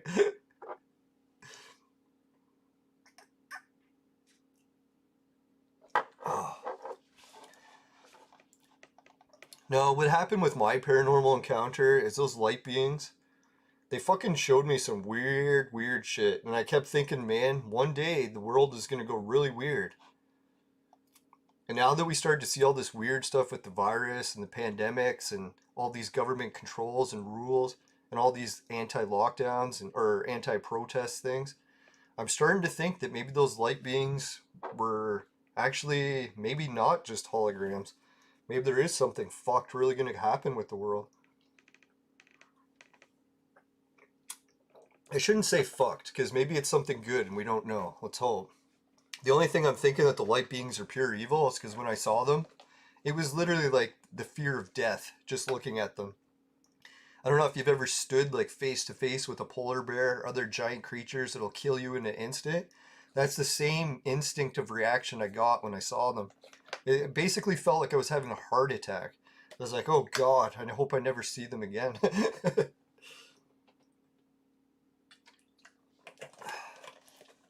Yeah, and that's how I actually got into researching the ancient mysteries, because I found out those light beings were involved in like a lot of ancient texts. The oldest text in the world, you know, that anger, or not anger manu, you know that winged disc symbol that goes between my screens? Yeah, I'll show it right now. Anyways, that religion of the winged disc, their gods or their great monotheistic creator is called what is it, Ahura Mazda? But Ahura Mazda sends out messengers to get everything done on the planet, and he described them as the light beings. They called them the immortals, the immortal light beings, the Amesha Spenta. So I was like, holy fuck, maybe that's what I saw, the Amesha Spenta. But anyways, I'll show you the symbol of the winged disc, and we'll check out the Bitcoin. Yeah, so that little winged disc symbol there, that's the religion that the light beings are the messengers for, the people that keep the creator's plan on track. All right, let's give it a roll. 151,003. Boom, 151,008. So thanks everyone who's been helping with that. Really appreciate it.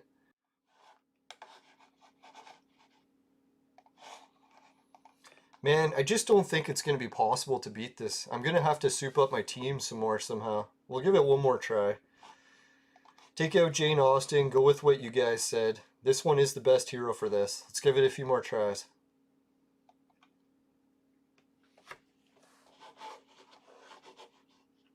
Now, and that's how I got in a little bit into Freemasonry research, is when I typed in the Amesha Spenta, and I tried to find out who is the world's leading author on it. I was like, oh, found out who, started reading his books. I'm like, man, this guy's a fucking genius. I'm like, I should look up who this guy is. Turned out it was Albert Pike. And Albert Pike happened to be the highest ranked Freemason in the world. And his body is still entombed at the House of the Temple in Washington, D.C.'s giant pentagram layout. In a mausoleum based after the Achaemenid Empire, which also happened to follow that winged disc religion. So I was like, wow, wasn't that fucked, right? I ended up reading the most advanced Freemasonry books in reverse. I found out that I liked the books before I even knew they were Freemasonry. No, and that's when I found out too that all Freemasons aren't the same, because some Freemason clans or clubs, whatever they call them, They actually don't follow Albert Pike's books anymore. So it's one of the old school teachings. It's not really the modern Freemasonry.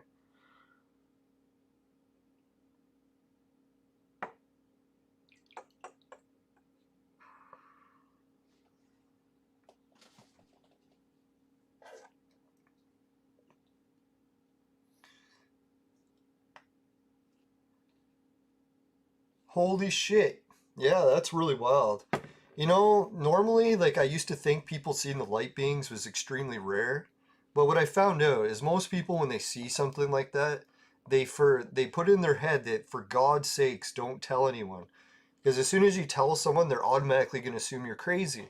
And why wouldn't they? Because they have no evidence of what you're saying is actually true, and it's so fantastic, right? So at one point, I was like, holy shit, no one else has ever seen light beings before. It's probably just Albert Pike and a few special people or whatever. But I was like, that's actually not the case. When I started looking into it, I found out, you know, hospice centers where people go to die, that's actually the most common place people see them. They say normally when someone's just about to die, they'll report the seeing like light beings walking around in the room. It looks like the game is like frozen completely. Alright, so anyways, I guess we can't talk too much more about the light beings or we're gonna get the show shut down. No, that's what one of my friends used to do. Every time he had technical glitches on the show, he's like, it's the Men in Black. Could be the Men in Black every time, but I doubt it. It's probably just my fucking shit computer. No, I got some good news. My computer's been sent back for the repairs, and if it comes back, we'll be doing some fucking live streams that'll blow your mind. I've got a lot of new content that's all ready to go. I'm just fucking waiting on the technology to actually be able to do it. Alright, let's go check out Bit Fury. We'll wrap up that. If anyone's got any more paranormal stories they want to talk about or clone evolution, go right ahead. I think I already carried my uncle to the washroom twice today, so I might be able to do the show a little bit longer, and we don't have any sports on either. Let's collect a withdrawal box. No, that's wild that you say that they came out of the tree trunks. It is because that's one of the stories too. If you look into the history of like ancient Ireland and stuff, they talked about the light beings also being associated with elves. So I was like, fuck, I didn't know that, eh? When I heard elves, I always thought it was just those little people that walk or whatever. But no, the ancient texts talk about elves as being little people, but also light beings. So I was like, that's fucked. I didn't even know that, right? No, and apparently the light beings have an entire dimension that they live in that's like in parallel with the Earth. So that's why they don't want us to destroy the Earth. Not because they care about us, but they don't want us to drag them down with them. Or they don't want to be dragged down with us. That's what I should say. Or they're really trying to keep the creators' plan on track. That'd be kind of cool too.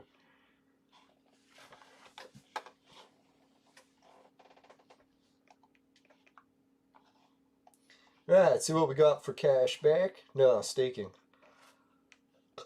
Excuse me. Uh, excuse me, 47 Satoshi. It's not too bad. And I've been looking at lately. I think it was thanks to one of my referrals. Man, my fucking Ethereum's starting to get pretty high up there. It's like, it's not like a lot of money or anything, but I never thought I'd already be at 90,000. That's quite a bit. Just the mini Ethereums. I forget, what's the pennies for Ethereum called? I don't even know. Anyway, so that's what's been happening with that. I'll try to get Clone Evolution booted up while we do this. It's looking like I'm going to have to reset the whole thing. There we go. Yeah, Clone Evolution crashed completely. So I'll boot it back up. And usually it takes less than a minute to boot up now, so it's not that bad. Alright, so let's see, what else do we got? We collected my staking. Let's check out the referrals. Oh fuck, Clone Evolution's crashed really weird.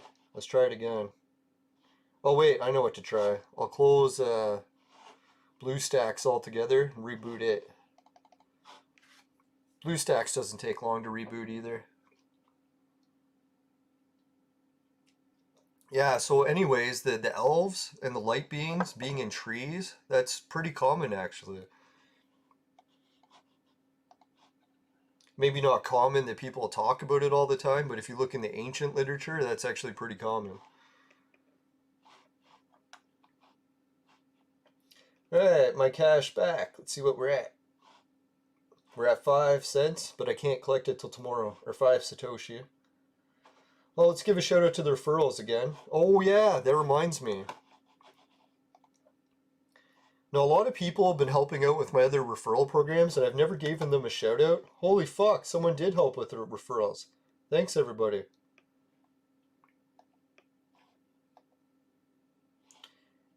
No, it's apparently, what is it, like the angels in the Bible? They were also borderline light beings, except usually they called the demons light beings. Like Lucifer was a light being. So that's why I was kind of wondering. Maybe that's why I get the fear of death when you see them. Like maybe it's just too that if you see something that you've never seen before and it's that freaky, it'll just cause like a heart attack sensation. Well, I don't know. Can't really explain it. Alright, so yeah, I was promising to give a shout out to the other thing. Let's bring up Clone Evolution on the screen just so I can open it and not have to worry about boobs showing up. Alright, let's check it out. Yeah, let's check out the Discord page first. Now, I promised to check out some more Clone Evolution content, so let's do that before we get too much more paranormal. Yeah, there's also paper in trees, right? Now, if anyone doesn't believe the light being stories, I fucking don't blame you. If I'd never seen them, I'd be fucking laughing my ass off saying you're crazy. For sure. Now, weirdly enough, the light being encounter that me and my friend had when we were outside, we thought it was over, and then the next day it happened again. So we actually stopped going out looking for them because it freaked us out so bad. And I did see them one other time, but it wasn't until I was like much older, maybe like, I don't know, 5, 8 years later. And it was when I was experimenting with out of body stuff, you know, remote viewing and out of body experiments. I started doing that stuff and I encountered them again. I was like, oh fuck, I'm staying away from that out of body stuff. Because they actually tried to jump me in it. I was like, that was fucked. Yeah, if anyone wants to hear more details of what the light being showed me as a little secret about what our world is really about, I don't know, usually I don't tell too many people the actual secret part of it, but hey, you guys have been viewers of the show so long, I should let you in on a little few things. Alright, so let's see here, let's go to the left screen. Now this is the Battlefield group, I'm also a member of that, but let's jump into Lelanders. If anyone hasn't joined Lelanders and is watching, you guys can join. Just give us I don't know how we can share that. I tried sharing the link for it, but it was a temporary link. If anyone knows how to get a permanent link for a guild, let me know and I'll start sharing that.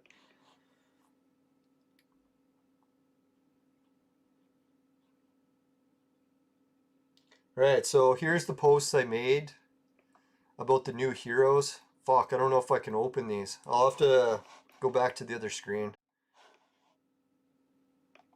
I know, I often talk to babes on Facebook and I don't want any other conversations to private ones to pop up, so I'll just open it first, make sure there's nothing there. Alright, we should be good to go. Alright, so here's the new hero, David. Which is weird. Is he the biblical David? Does anyone know? Like David and Goliath David? Anyways, to walk with the wise, one must be knowledgeable. To accompany a fool, one must be useless. That's kind of interesting. It's like some sort of like allegory or something, right? So I'll give it a like. Now that I'm out of Facebook jail, I can actually like stuff again. Alright, so that's pretty cool. So if anyone's heard about that new hero, or if anyone's got him yet, looks like these are the components you'll need to make them. I think I have quite a few of this guy. And I have this guy. The only one I'm missing... Yeah, I should check that. Let's go and check that right now. Let's go to Clone Evolution. Let's go to the Darwin Center. I'll get back to the secret, and if I forget, just remind me. No, that's a different one, right? So what is David? Let me check. It doesn't tell us what element he is. It just says new orange. So I'll check for him, see if we can find him anywhere. If anyone knows what element class he is, let me know. Help speed this up.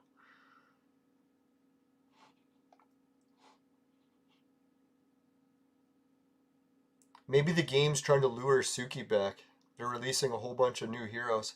Come on, Suki, you want to come back?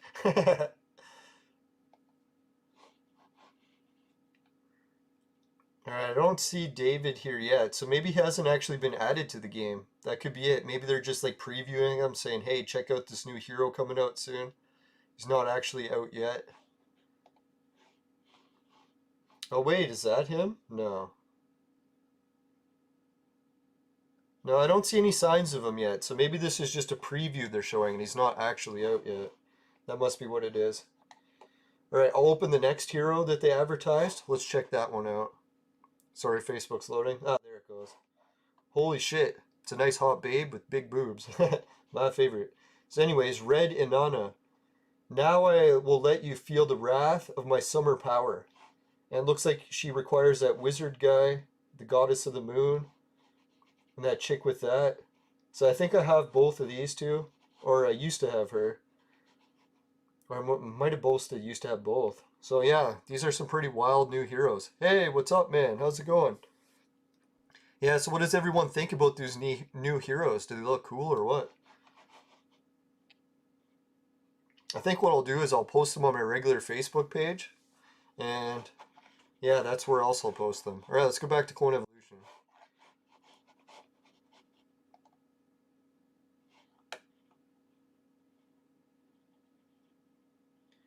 Wow. No, I was just reading some stuff there on Facebook. I gotta close it. Get so fucking sidetracked. Alright, so General's there. Alright, so we'll get back to Clone Evolution. I'll finish telling you guys the secret about what the light being showed me to show like what our world is really about. I don't know, I can't say that I understand it. Maybe anyone else will be able to fill me in if they can figure it out. No, so what happens, you know the burning bush story from the Bible? How it was like really bright, you could look at it, but it didn't hurt your eyes. It was some sort of weird fire that it would burn the bush, but the bush would never get burnt away. It would still just be there. Sort of like a plasma energy or almost like a ghost. So anyways, when me and my friend were sneaking out of the house, it was one of those times where my parents were kind of not watching us closely as they should have. Well, it was like the 80s, right? So a lot of parents didn't really watch their kids closely then. So what we were doing is we were building forts in our backyard. And what happened is our forts kept getting attacked by the other neighborhood kids. And usually what they would do is like whip rocks at us, whip apples, because we used to always play like that. It wasn't like that mean, but we were like still whipping rocks at each other. So what we decided to do is we always tried to build our fort bigger and bigger and bigger so that we could withstand the rock attacks. But normally it was so hard to build the fort because all the kids would be attacking us during the day, so we couldn't get it built because we'd be always being pelted with rocks. So our plan was to sneak out of the house after the parents were asleep so that we could build the fort, right? So right then and there, we should have been kind of anticipating that something bad was going to happen, but we didn't realize. All right, well, come on, battle, we can do it. Yeah, it's nice to see new heroes. I hope they release more. So anyways, we snuck out of the house and we were thinking, dear God, if the parents see us sneaking out of the house, they'll be really mad. So what we did is we dressed up in all this ninja gear. So we were like all dressed in black, head to toe. And then we snuck out of the house and we got about maybe 10 steps out the backyard door when all of a sudden we realized it was way colder at night than it was during the day because it was like getting to fall weather. So we're like, oh fuck, we got to go back in the house and change because we can't just wear this black shit or we're going to freeze to death out here. So we went back in the house, changed into like winter coats, and then came back outside. And we started walking through the backyard casually because we're like, hey, we don't really need to be discreet. We escaped out. The parents didn't see us. We're good to go. And if anyone's seen backyards in the city, they're usually pretty small, but our house is actually attached to a train track. So in the olden days, when you had a house that connected to train tracks, they made your backyard huge so you weren't right next to the track. So my backyard is close to like a fucking acre. So it's like I think a half an acre. So anyways, it's like a really long backyard. So we're casually just walking through the backyard, not thinking anything of it. And then all of a sudden we started hearing noises in our fort.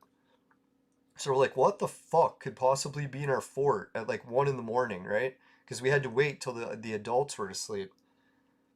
And then we're like, is it the other kids? Because our other kids have broken into our fort at night and started robbing it, like stealing all of our jackknives or slingshots or whatever Playboy magazines we had in there.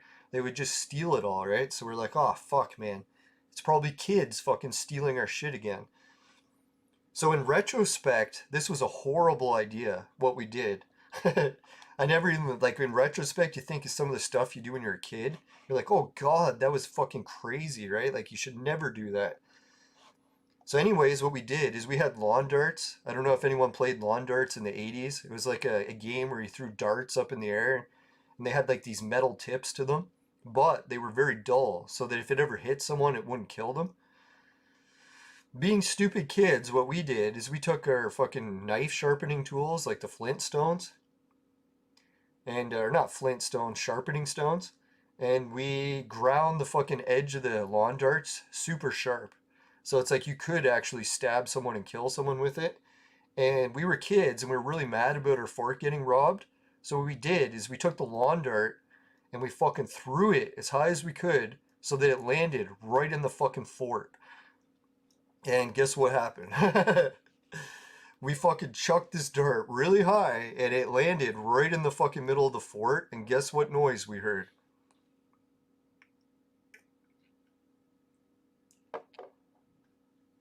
Yeah, Ivy. She was in the. Let's go back and check out Ivy just for a second. If I forget to finish the story, remind me.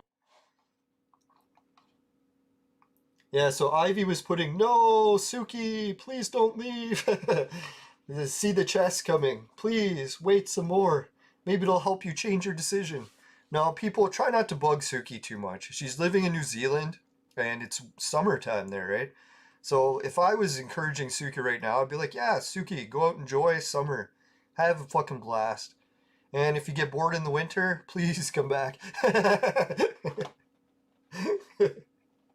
Just give her some time, right? So yeah, it hurts when I pee posted some message. Joe placed some messages. I don't know, like normally when you get older as a kid, you don't play video games as much as you get older. So probably Suki is getting closer to being an adult and she is gonna play video games less. We gotta give her some space, right? Anyways, let's get back to the story and clone evolution. So lo and behold, the fucking dart flies really high up in the air, slams into the fucking roof of the fort, and the roof of the fort we had was just made out of tarp. So it fucking went right through the tarp into the fort. And then guess what we heard? Fucking screaming. Like really loud, like screeching. We're like, oh fuck, did we actually hit someone in the fort, right? And I was like, at the time when I heard the yelling and screaming, it actually sounded more like an animal to me. Like we had hit a squirrel or something, or like a cat, and it was like screeching. I didn't actually think it sounded like a yell of a human. But either way, we were like freaked out. So we're like, oh fuck, we better go check the fort to see if we hurt someone bad, right? So we started walking down the rest of the backyard, not even paying attention to our surroundings because we were like focused on the fort in the back of the yard. Then all of a sudden, I started to notice something out of the corner of my eye, like a little bit of a blinking light or like a flash. So I looked over to see what it was, like who was in the neighbor's backyard, and there was the fucking light beings standing there. I was like, what the fuck are those things, right? I was thinking right off the bat, I don't even believe my eyes, what I'm seeing. I'm like, whatever that is must be like a hallucination. I'm like, what the fuck is wrong with my eyes, right? So I like look over to my friend. I'm like, what's his reaction? Has he seen these things? And he's standing there looking at them going like this. And I'm like, man, come to. They're not moving yet. Let's get out of here, right? And my friend was still just like, and I'm like, are you okay? Like trying to move them. and he couldn't fucking budge. He was frozen like a fucking brick, like solid, right? I was like, holy shit, man, my friend's in trouble. He can't move. I've got to look back at these things and see how close they are, right? So I look over, and they had moved half as close as they were before. So it's like they had gained quite a bit of space on us. So I was like, oh fuck, they're moving towards us. Like they're not just standing in the neighbor's backyard anymore. So I'm starting to panic at this point. So I look back to my friend, and he's still just standing there frozen. And then when I tried to look back at the light beings, I could feel my body doing the same thing, where everything just started to lock up, where I couldn't move anymore. I was like, oh fuck, but I could still move my head a little bit. And I moved over just enough to see them, and they were fucking closer again. So if you've ever heard that story, like from the old Nintendo games, was it Luigi's Mansion? Where you can't really look at a ghost, or if you do, the ghost can't move. But if you look away, that's when the ghost can move. That's the weird fuck thing about these light beings. It had that same effect. When you looked at them, they would never move. As soon as you look away and look back, they were way closer. So what I managed to do was turn my head a couple times back and forth. Every time I was doing it, they would get closer and closer and closer. And then the last point that I saw them is they were like an inch from my face, where they didn't reach out and grab me, but they took their faces and put it like almost touching my nose. So I was like, holy fuck, why the hell are they like, they almost look like they were leaning in to kiss you or something, right? So right then and there, I felt my heart pound so hard that I was like, okay, I'm finished. I'm having a heart attack. This is it. I'm dying, right? And then just when I like blinked my eyes and they were gone, I was like, what the fuck? And it was like 10 a.m. And we were just outside what seemed like a couple minutes, and we escaped our house at like 1 a.m. So we lost about 9 hours of time. But the catch was we didn't move. We were still standing in the exact same spot. So it wasn't like one of those missing times where you appear somewhere else or something. Oh, and the other thing that was really fucked about it is my eyes stung. It's like, you know, when you're outside or like you stay up all night, then you wake up and you look outside and your eyes sting because they're not adjusted to the light yet. Well, when all of a sudden it turned to daylight, my fucking eyes were stinging because they were adjusted to nighttime still. So I was like, why the fuck are my eyes adjusted to night? And it's like fucking 10 a.m. now, right? And the weirdest part is when me and my friend came to and it was like 10 a.m., we didn't say a word to each other. We just turned and ran. I was like, we were so scared. We didn't even say anything. We were just like, and we ran back to the house. And we never told the adults either, because we're like, holy fuck, if they find out what happened, we'd be so grounded, right? It was hilarious.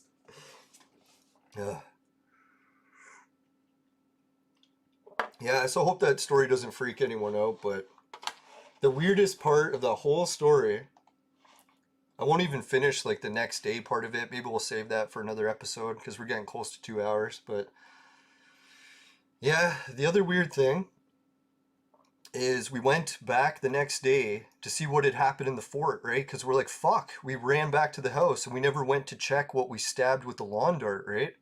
So we went to the fort and guess what happened to the lawn dart? It was fucking stabbed right in the center of our coffee table that we had in the fort. No sign of blood or anything. Just stabbed in the coffee table. So like, if it did hit someone, why didn't it have any blood on it? And it looked like it had just gone through the roof of the tarp and just stabbed into the table. That's all the evidence we could see. So in a way, we were like, oh, thank God, right? Like, at least we didn't kill some kid or something by accident. Oh yeah, and the other thing too was we went back to the ground where we were frozen and we started to look to see if we could find anything like evidence that something had happened. And I picked up a coin off the ground. Yeah, I'll go show you the coin because I actually still have it.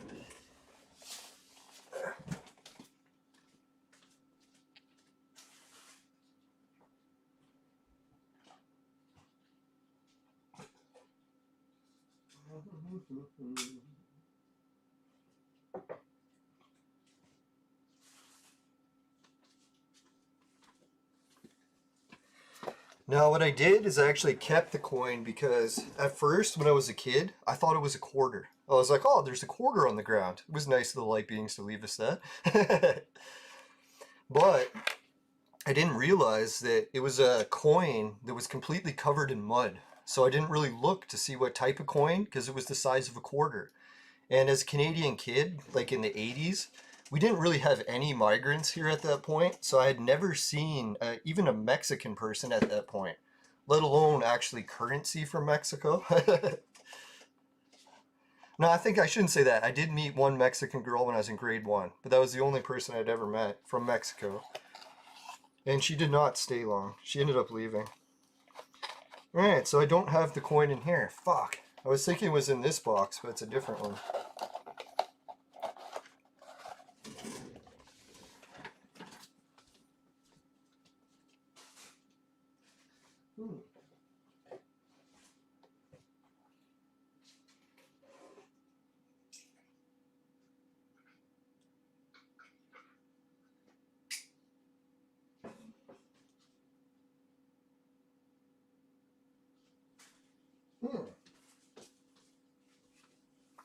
God, it's so fucking annoying.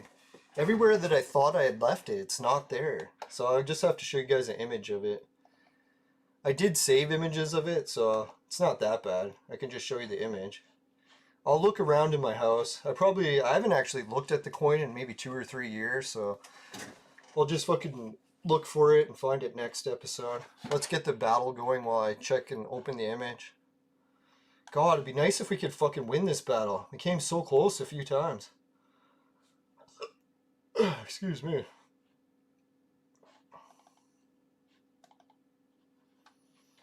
Alright, where do I got the image? I think I put it in this folder.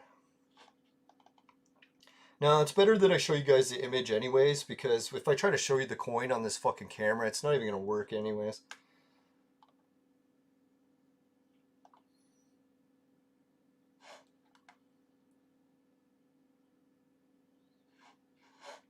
So, I don't know if anyone's seen the movie Knowing.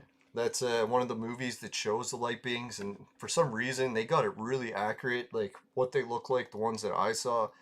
The only difference was the ones I saw never had wings, where in the movie they put wings on them. So anyways, yeah, let's get to the coin. So what happened was when I was a kid, I actually had found this coin.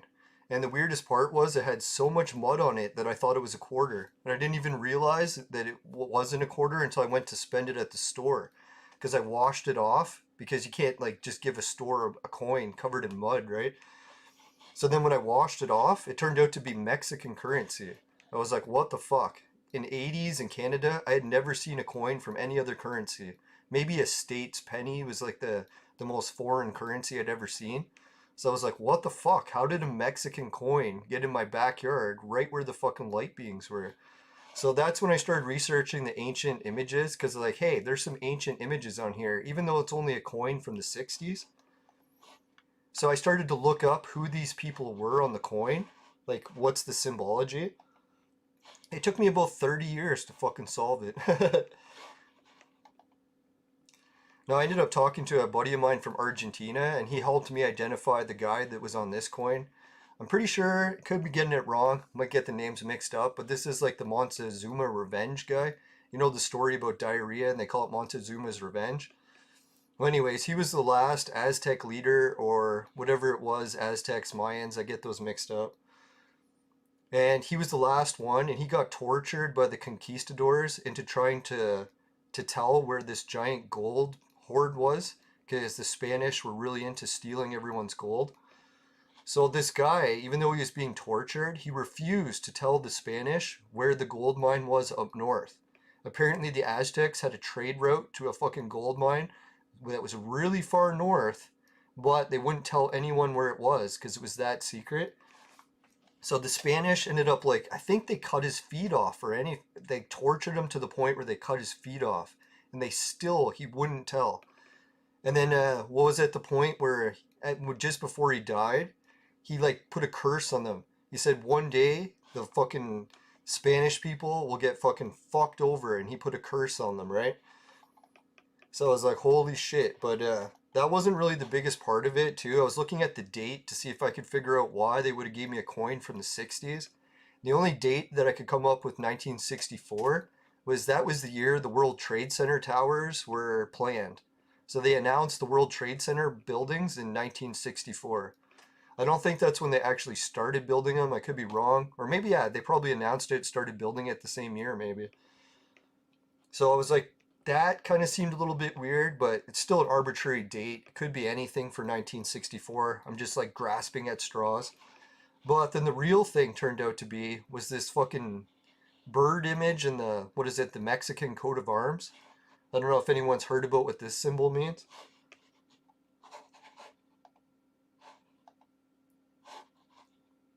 Yeah, so that Mexican coat of arms, I started researching it a lot. Oh yeah, I've got a whole bunch of images open here, but I think they're all okay to show you. I don't have any boobs in that folder. So anyways, I figured out that this Mexican coat of arms turns out is the sacred tree technology that happens to be the key to immortality to change into a light being. So I was like, isn't that fucked up, right? They gave me the symbol that teaches you how to turn into a fucking light being. I don't know, it's like most people don't even realize that that's what this symbol is because the occult knowledge to turn into a light being is pretty well covered up. Holy fuck! Goddamn piece of shit. Look what happened. We won the battle when I wasn't watching. But we won nonetheless. Woohoo! Did I really just win that battle? Holy fuck, right? Sweet. Maybe it was something to do with the sacred tree. No, but the good news about this whole light being and turning into immortals, it actually has a practical purpose about what's going on the earth today. And people might not have heard about it. I'll show you. Let's go back to that little image. If anyone's a First Nations person in the audience, you probably already heard this a million times. But anyways, yeah, the First Nations people, they knew all about this like light being stuff. They even know where the island is, where all the light beings live. And I actually had dreams that took me to that island, and I didn't find out that's where the light beings lived until later. I was like, holy fuck, what a coincidence. But anyways, this little symbol up here, if anyone's never seen it before, this is the medicine wheel for the First Nations people. Sorry if I'm sharing your guys' history. I know Europeans sharing First Nations history rubs people the wrong way a lot, so just sorry if anyone's pissed off about that. But anyways, what this symbol means, it's actually a different, slightly different translation depending which tribe or group of natives you ask about it. But anyways, the basics of it that everyone has in common is that each one of these colors represents the people that the creator put on the planet. And it's our goal to keep this system going in like some sort of harmony. So what the First Nations people talk about, actually, if you want to hear the whole story, I learned about it at a protest. I happened to film the protest and it's in my archive. So if anyone wants to see it, I think it's the environmental protest. It was a powwow that all the natives were teaching their history to people in my city. So I attended a powwow. Yeah, it was pretty wild, like powwows to help protect the environment. It was really fun. And he taught the whole history of that medicine wheel. And what the, oh, fuck, I should have took her out. But anyways, yeah, the medicine wheel talked about how each color of people, I know some people get offended by the colors of people. I was surprised when they called all the Asian people yellow. All the Asian people I was standing next to, they didn't have any issues with it. The black people that were called black, they didn't have issues. White people were called white. And then the red people was apparently the First Nations people. So that's what that wheel was symbolizing it. And what the creator said was that each group of people had a certain task that they were supposed to be really good at on the earth. So I think, what did they say? That white people were the best communicators skills, and that black people are supposedly the best at protecting the water. What was it? The red people are the best at protecting the land. And I think it was the yellow people are supposed to be the best at spiritual stuff, which is kind of weird, eh? Because, like, isn't China, like, communist crushing all the religion? Hmm. Yeah, that's what it is. Maybe the Crystal Skull vodka got me into a whole paranormal mood today, right? Yeah, so anyways, what it says is that, yeah, maybe I'll just bring up the prophecy. It's a good one, instead of me telling it. So, where is it? I think I got the prophecy in here somewhere. Now, it has to do with how fucked up our world is right now, and not to get too upset about it because apparently it's been part of the plan all along.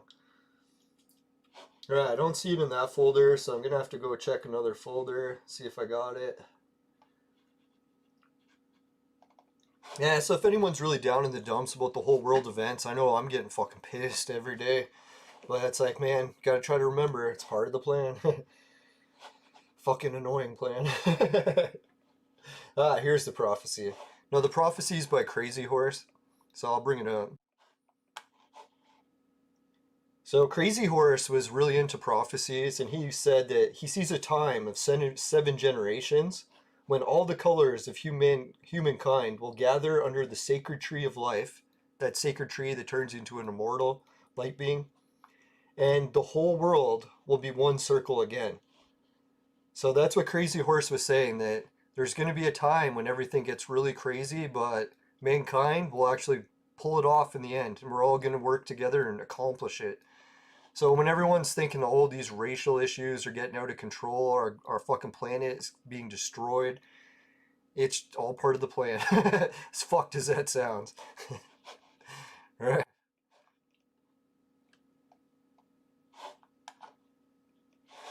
So I don't know if anyone's into the First Nations prophecies. I highly recommend just asking them about it, and then they'll get more information than I know because I'm just an amateur.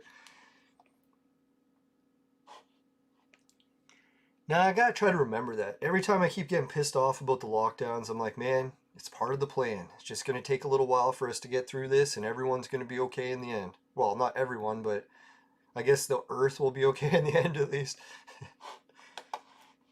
Because there's a lot of people that already died that heard this prophecy, so it wasn't true for them, right? No, and then the seven generations talk, that actually leads us up to our generation. I know some First Nations guys had talked about, said that we're already in the eighth generation, so technically we have passed the time of Crazy Horse's prophecy. But some people debate that maybe we're not the eighth and we're actually still the seventh. I don't know. It's a little bit weird. No, so part of the goal that I'm supposed to be working on is when I went up north, I had these weird dreams and they took me up north. I know I sound very disappointed about this whole story because it's kind of some shitty stuff happened along the way and it sucked, but anyway, so I went on the trip up north and I happened to find the gold mine that the Aztecs were talking about. And where it is, it's Kirkland Lake. Kirkland Lake Gold is a place way up north, and it's been mined by like the native people for like thousands and thousands of years, but they kept it as their secret mine, and it wasn't until Europeans came and they started to mine it that it became well known all around the world.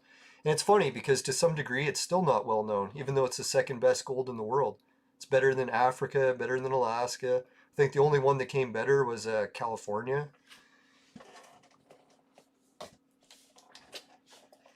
So second best gold in the world that you've never heard of, and it was a secret mine that the Aztecs were using. It traces back to that fucking coin. So it's weird how that coin they gave me, not only did it have that symbol on it that traced it back to the gold mine, but it also had it traced back to that fucking sacred tree, how to turn into a fucking immortal light being. Now, most people are like, well, if you set it out on a mission to become an immortal light being, why the fuck are you here doing video game shit and not working on that? The main reason I quit working on it is I got really frustrated because I realized I was doing everything alone and it wasn't fun to do. It was pretty much ruining my life. Try to laugh about it to release stress. Now, and the other thing too, when you find out about what's happened to other people when they transform into a light being, usually when it happens, you have to leave the earth. Anyone who transforms into one is not permitted to remain on the earth realm. So usually they have to leave. So I was like, fuck, man. Why am I going to pursue something that's basically the end of my life, right? So that's why I figured I'll do some video game stuff, try to enjoy my life a little bit more until shit gets really bad, and then I'll work on the prophecy. And in the back of my mind, I keep seeing the whole world fucking unfold before my eyes. I'm like, fuck, man. Like, even people keep messaging me that used to watch the Ancient Mystery shows. And like, man, stop doing the video game stuff. Get back to the prophecy shit.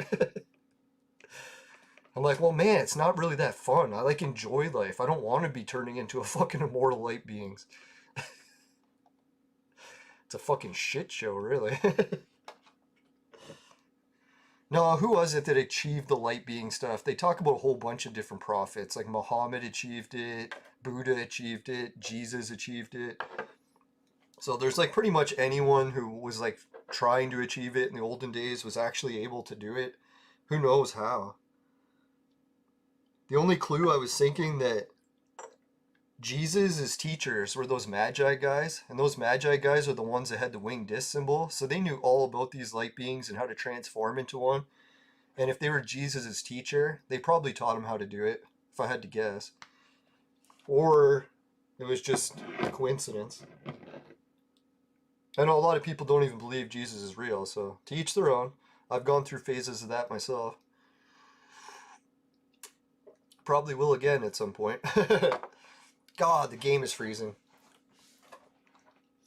Yeah, so guys, I guess we'll wrap up the show. I should go move my uncle soon. What is there anything else about the light beings I want to finish up? Yeah, let's show you a picture of the movie Knowing. Hopefully YouTube won't take it down because it's a copyrighted image. But I'll just use it for educational purposes and hopefully that'll slide. Let's see, where is it?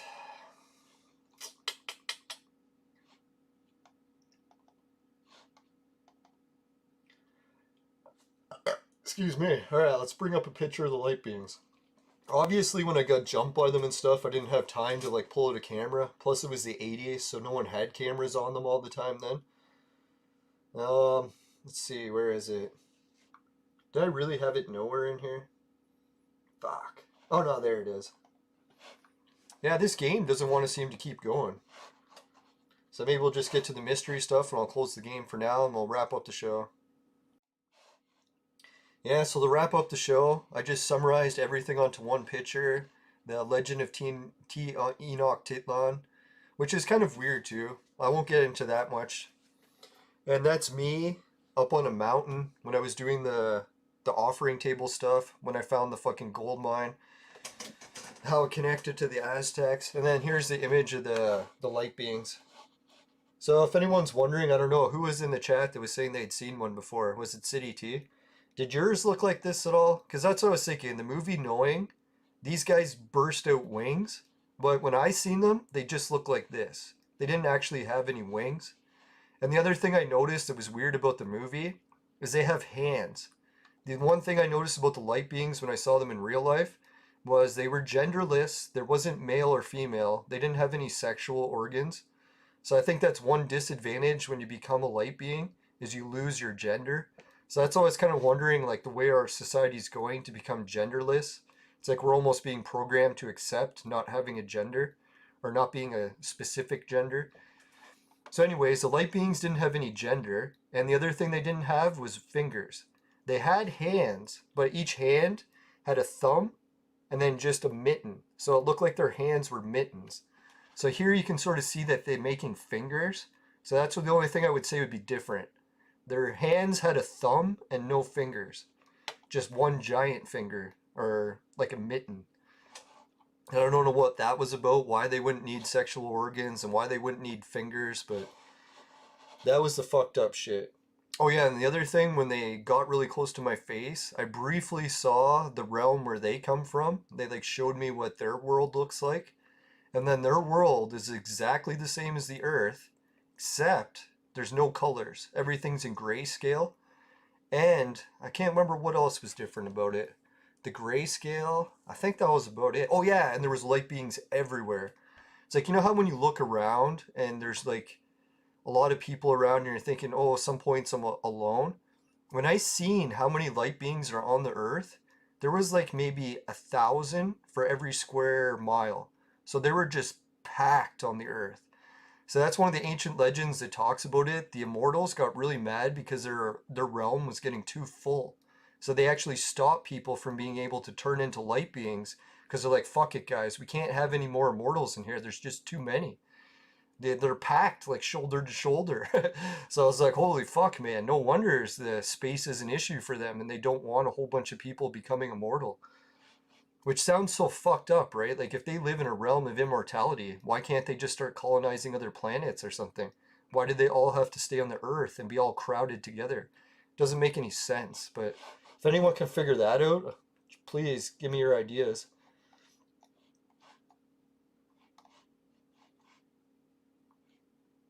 Now, in the movie Knowing, like the movie clip that this little image is from, the light beings gave the kid a rock. So I was like, isn't it weird how they gave me a coin, and then in the movie they gave a kid a rock? So it was like, it's almost like there is some sort of connection. Like whoever made this movie Knowing, seems like he knows a little bit more than he let on. Like, I don't know, he could have just made all that shit up in the movie and it was a coincidence, but he also made the movie called, if anyone hasn't seen this movie, it's one of my favorite paranormal movies. I just remembered the name of it. Dark City. So if you haven't seen Dark City before, I won't ruin the movie for you, but it's a fucking amazing movie. And a lot of the shit they showed in that movie, Dark City, connects to the light beings.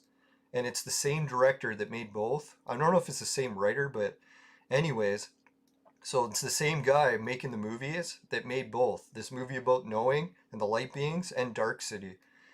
So anyone who's seen the light beings before and you want a little bit more clues about what our world is really like, watch Dark City. It'll fucking blow your mind. If anyone's seen Dark City, don't ruin it for everyone in the chat. It's one of those movies that's got a fucking crazy ending and you might not see it coming, right? Alright, so I think that's it for what I'll cover on paranormal stuff. The show is wrapped up. Let's give a shout out to everyone in the chat. See if anyone actually stuck around for the paranormal stories. I bet you everyone's left. Holy fuck, 3 people are still here and 6 likes. Thanks, everyone. I was worried I would get on a tangent there and everyone would fucking ditch me. No, normally when people hear about paranormal stories, either you're into the paranormal or you're not. So a lot of people that aren't will just like fucking tune that shit right out. And then people that are will probably like it. But anyway, so yeah, let's give a shout out to everyone in the chat. We got George Washington, City T, and What's Up Q. So thanks everyone. Yeah, George Washington's still here. Wow, thanks guys. For a minute there, I really thought I was talking to myself again. Nah, so I try not to get too obsessed over the whole light being thing. You can see I've been doing clone evolution shows for like almost a year and I really didn't touch on it very much. But I figured I would tell you guys because almost everyone else has left the audience of the show and you guys are still here. So I'll give you a little bit of tidbit about what I'm really about. No, it's kind of nice to get a break from all the paranormal stuff. You can see it kind of does stress me out because there's so much like heavy overtones to it. It was nice to get a break and just work on video game shit for like a year. Because, I don't know, like paranormal stuff, if you get too much into it, it can consume you. And if anyone hasn't seen the movie Knowing, I shouldn't ruin that movie either. Alright, so let's wrap up. We said everyone gave a shout in the chat. Yeah, and if anyone wants to check out those Men in Black videos, maybe just put a comment in the chat if you can't find them. But I'm pretty sure you'll be able to find them on Google, no problem. Even YouTube has them all. And the Dan Aykroyd Men in Black stories and Dan Aykroyd on Joe Rogan, highly recommend it. You can check out his story about how he makes his vodka. It's super good. Maybe get you too much into paranormal stuff, but other than that, the vodka's good. Alright, so let's check out the affiliate links. Now, the other weird thing, I guess I should summarize, the last stage that I have to do for the light being stuff is I'm supposed to go to this island that I found out that happens to be the home of the light beings. And they have a story called Shawanasawi. I'm probably saying that wrong because I've never heard it pronounced out loud before. But anyway, so they had a prophet there who talked about how he went to this dream rock and he managed to summon the creator. And the creator showed him like his whole plan. And he talked about how someone's going to come back to the Dreamer's Rock when the world is really rocky, like in rough shape. And they're going to find out ways to fix it by communicating with the creator directly. So it's pretty fucked up that you look in history, the only people that have gone there since that have accomplished stuff happen to be the Roosevelt guy. I can't remember his first name, Franklin Roosevelt, whoever's the president of the USA. But anyways, he would travel to the island. He went there and he came back with this knowledge. And when he got the knowledge, guess where he went? He went to Oak Island. and he went to Oak Island and he got the fucking Ark out of that fucking treasure pit with mining equipment, and he did it in the cover of night during a huge storm. So everyone's saying that the storm happened and he likely didn't get it out, but I bet you he did, because he had the power from that fucking Dreamer's Rock. The other thing he used the power for is he did the bombings in Japan. He ordered the fucking the nukes to drop. So that's one of the one weird things about it. Like, as much as you get summoned by the creator, you're supposed to do good things. It can be either good or evil. So I wouldn't really say the creator is always on a side of like good. He's more of getting the whole plan completed, and if there happens to be creation, destruction along the way, it's kind of fucked, right? But anyways, so let's wrap it up. Let's give a shout out to the patrons. Yeah, so what I'm supposed to do is go camp on that fucking Dreamer's Rock, but I gotta go ask the natives permission, because no one's allowed to do it. The natives still guard it, actually, because it's one of their most holy sites in the whole world. And yeah, you have to ask your permission before you go there. And I don't really think they're gonna allow me to camp there, so I'll probably have to try to sleep there just during the day. We'll see how it works. And you're not allowed to take pictures of that Dreamer's Rock, but there was some TV shows made about it in like the 70s. So if you check out a video called Rainbow Country, it's like an old 70s TV show from Canada. And yeah, I can't remember. Just type in Rainbow Country and you should be able to find it. It was like an old TV show. And they have the whole episode on YouTube. Yeah, so they covered Dreamer's Rock and how mining companies tried to blow it up, but then thankfully the natives were able to stop them. Yeah, because that whole Dreamer's Rock is like a fucking giant fucking quartz rock just loaded with gold. So like people would really want to mine it. So anyways, Patreon, if you want to help out with that, we got Jim, Ray, Travis, and Suki. So we're probably going to have a country music song by Jimmy Ray Travis singing about how he misses Suki so much. No, just kidding. No, we'll see what happens. I'll try not to make it too sad of a song. Well, congratulate Suki on her new life. Alright, so yeah, let's go to the affiliate links again. Now, I really don't want to make your whole life video games, so anyone else who is badly addicted to Clone Evolution, maybe you should try what Suki does and take a good break from it. It's not good to be obsessing about things. I know all about that. That's my specialty. One of my specialties. Yeah, speaking of specialties, Society 6, Finishing Quick is my specialty, is also on t-shirts and bed sheets, very popular with the ladies. Hideout TV will pay you to watch videos. Swagbucks will pay you to shop online. GameKit will pay you to try video games, and free Bitcoin is those spins I did. And the Virtual Mate Sex Machine. It's for adults and men only. But if ladies need a sex machine, they know who to call. Just kidding. No, I probably won't make a very good one because I'm too much into fucking shamanism and shit. Alright, so anyways. Yeah, there's the Virtual Mate Sex Machine. It's a real product. I highly recommend it, and just in case, especially for the lockdowns, you don't want to be chancing those fines, right? And who knows, maybe the virus is really bad too. Maybe. I'm just kidding. No, I shouldn't make jokes about the virus. Fuck. So many people have died from it, apparently, so let's see. Let's move on. Click show more information if you want to see all these links and more, including my website, Judson Weebly. And my website, Judson Weebly, actually has the whole backstory about how my family history might be connected to why the light beings actually spoke to me in the first place.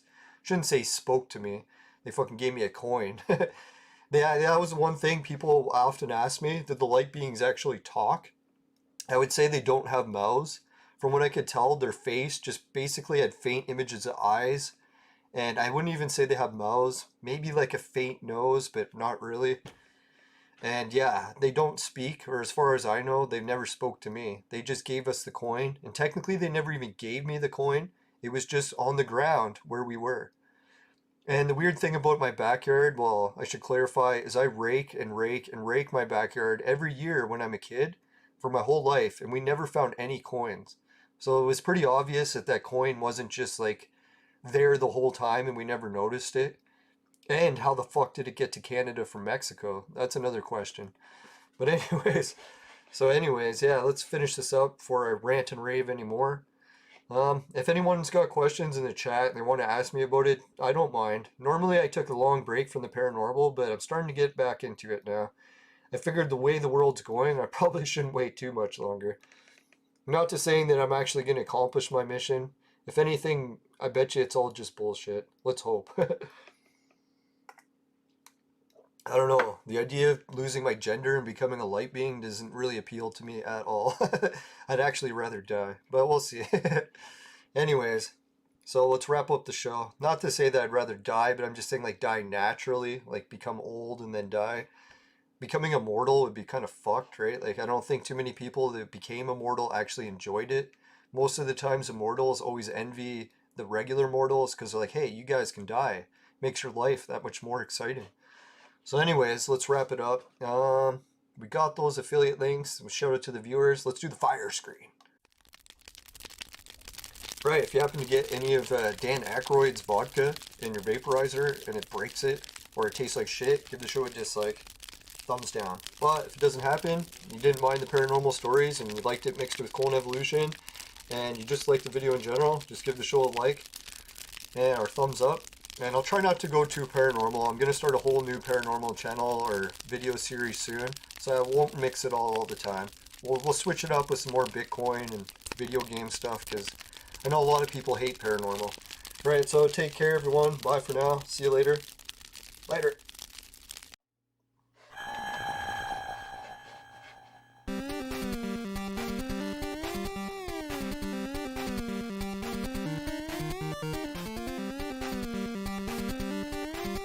Oh yeah, George was saying he's still here and he works late sometimes. Well, if you work late and you're allowed to listen to the radio, highly recommend Coast to Coast AM. It's a good radio show. Unless you hate paranormal stuff, then you probably won't like it. Alright, see you everyone. Good luck.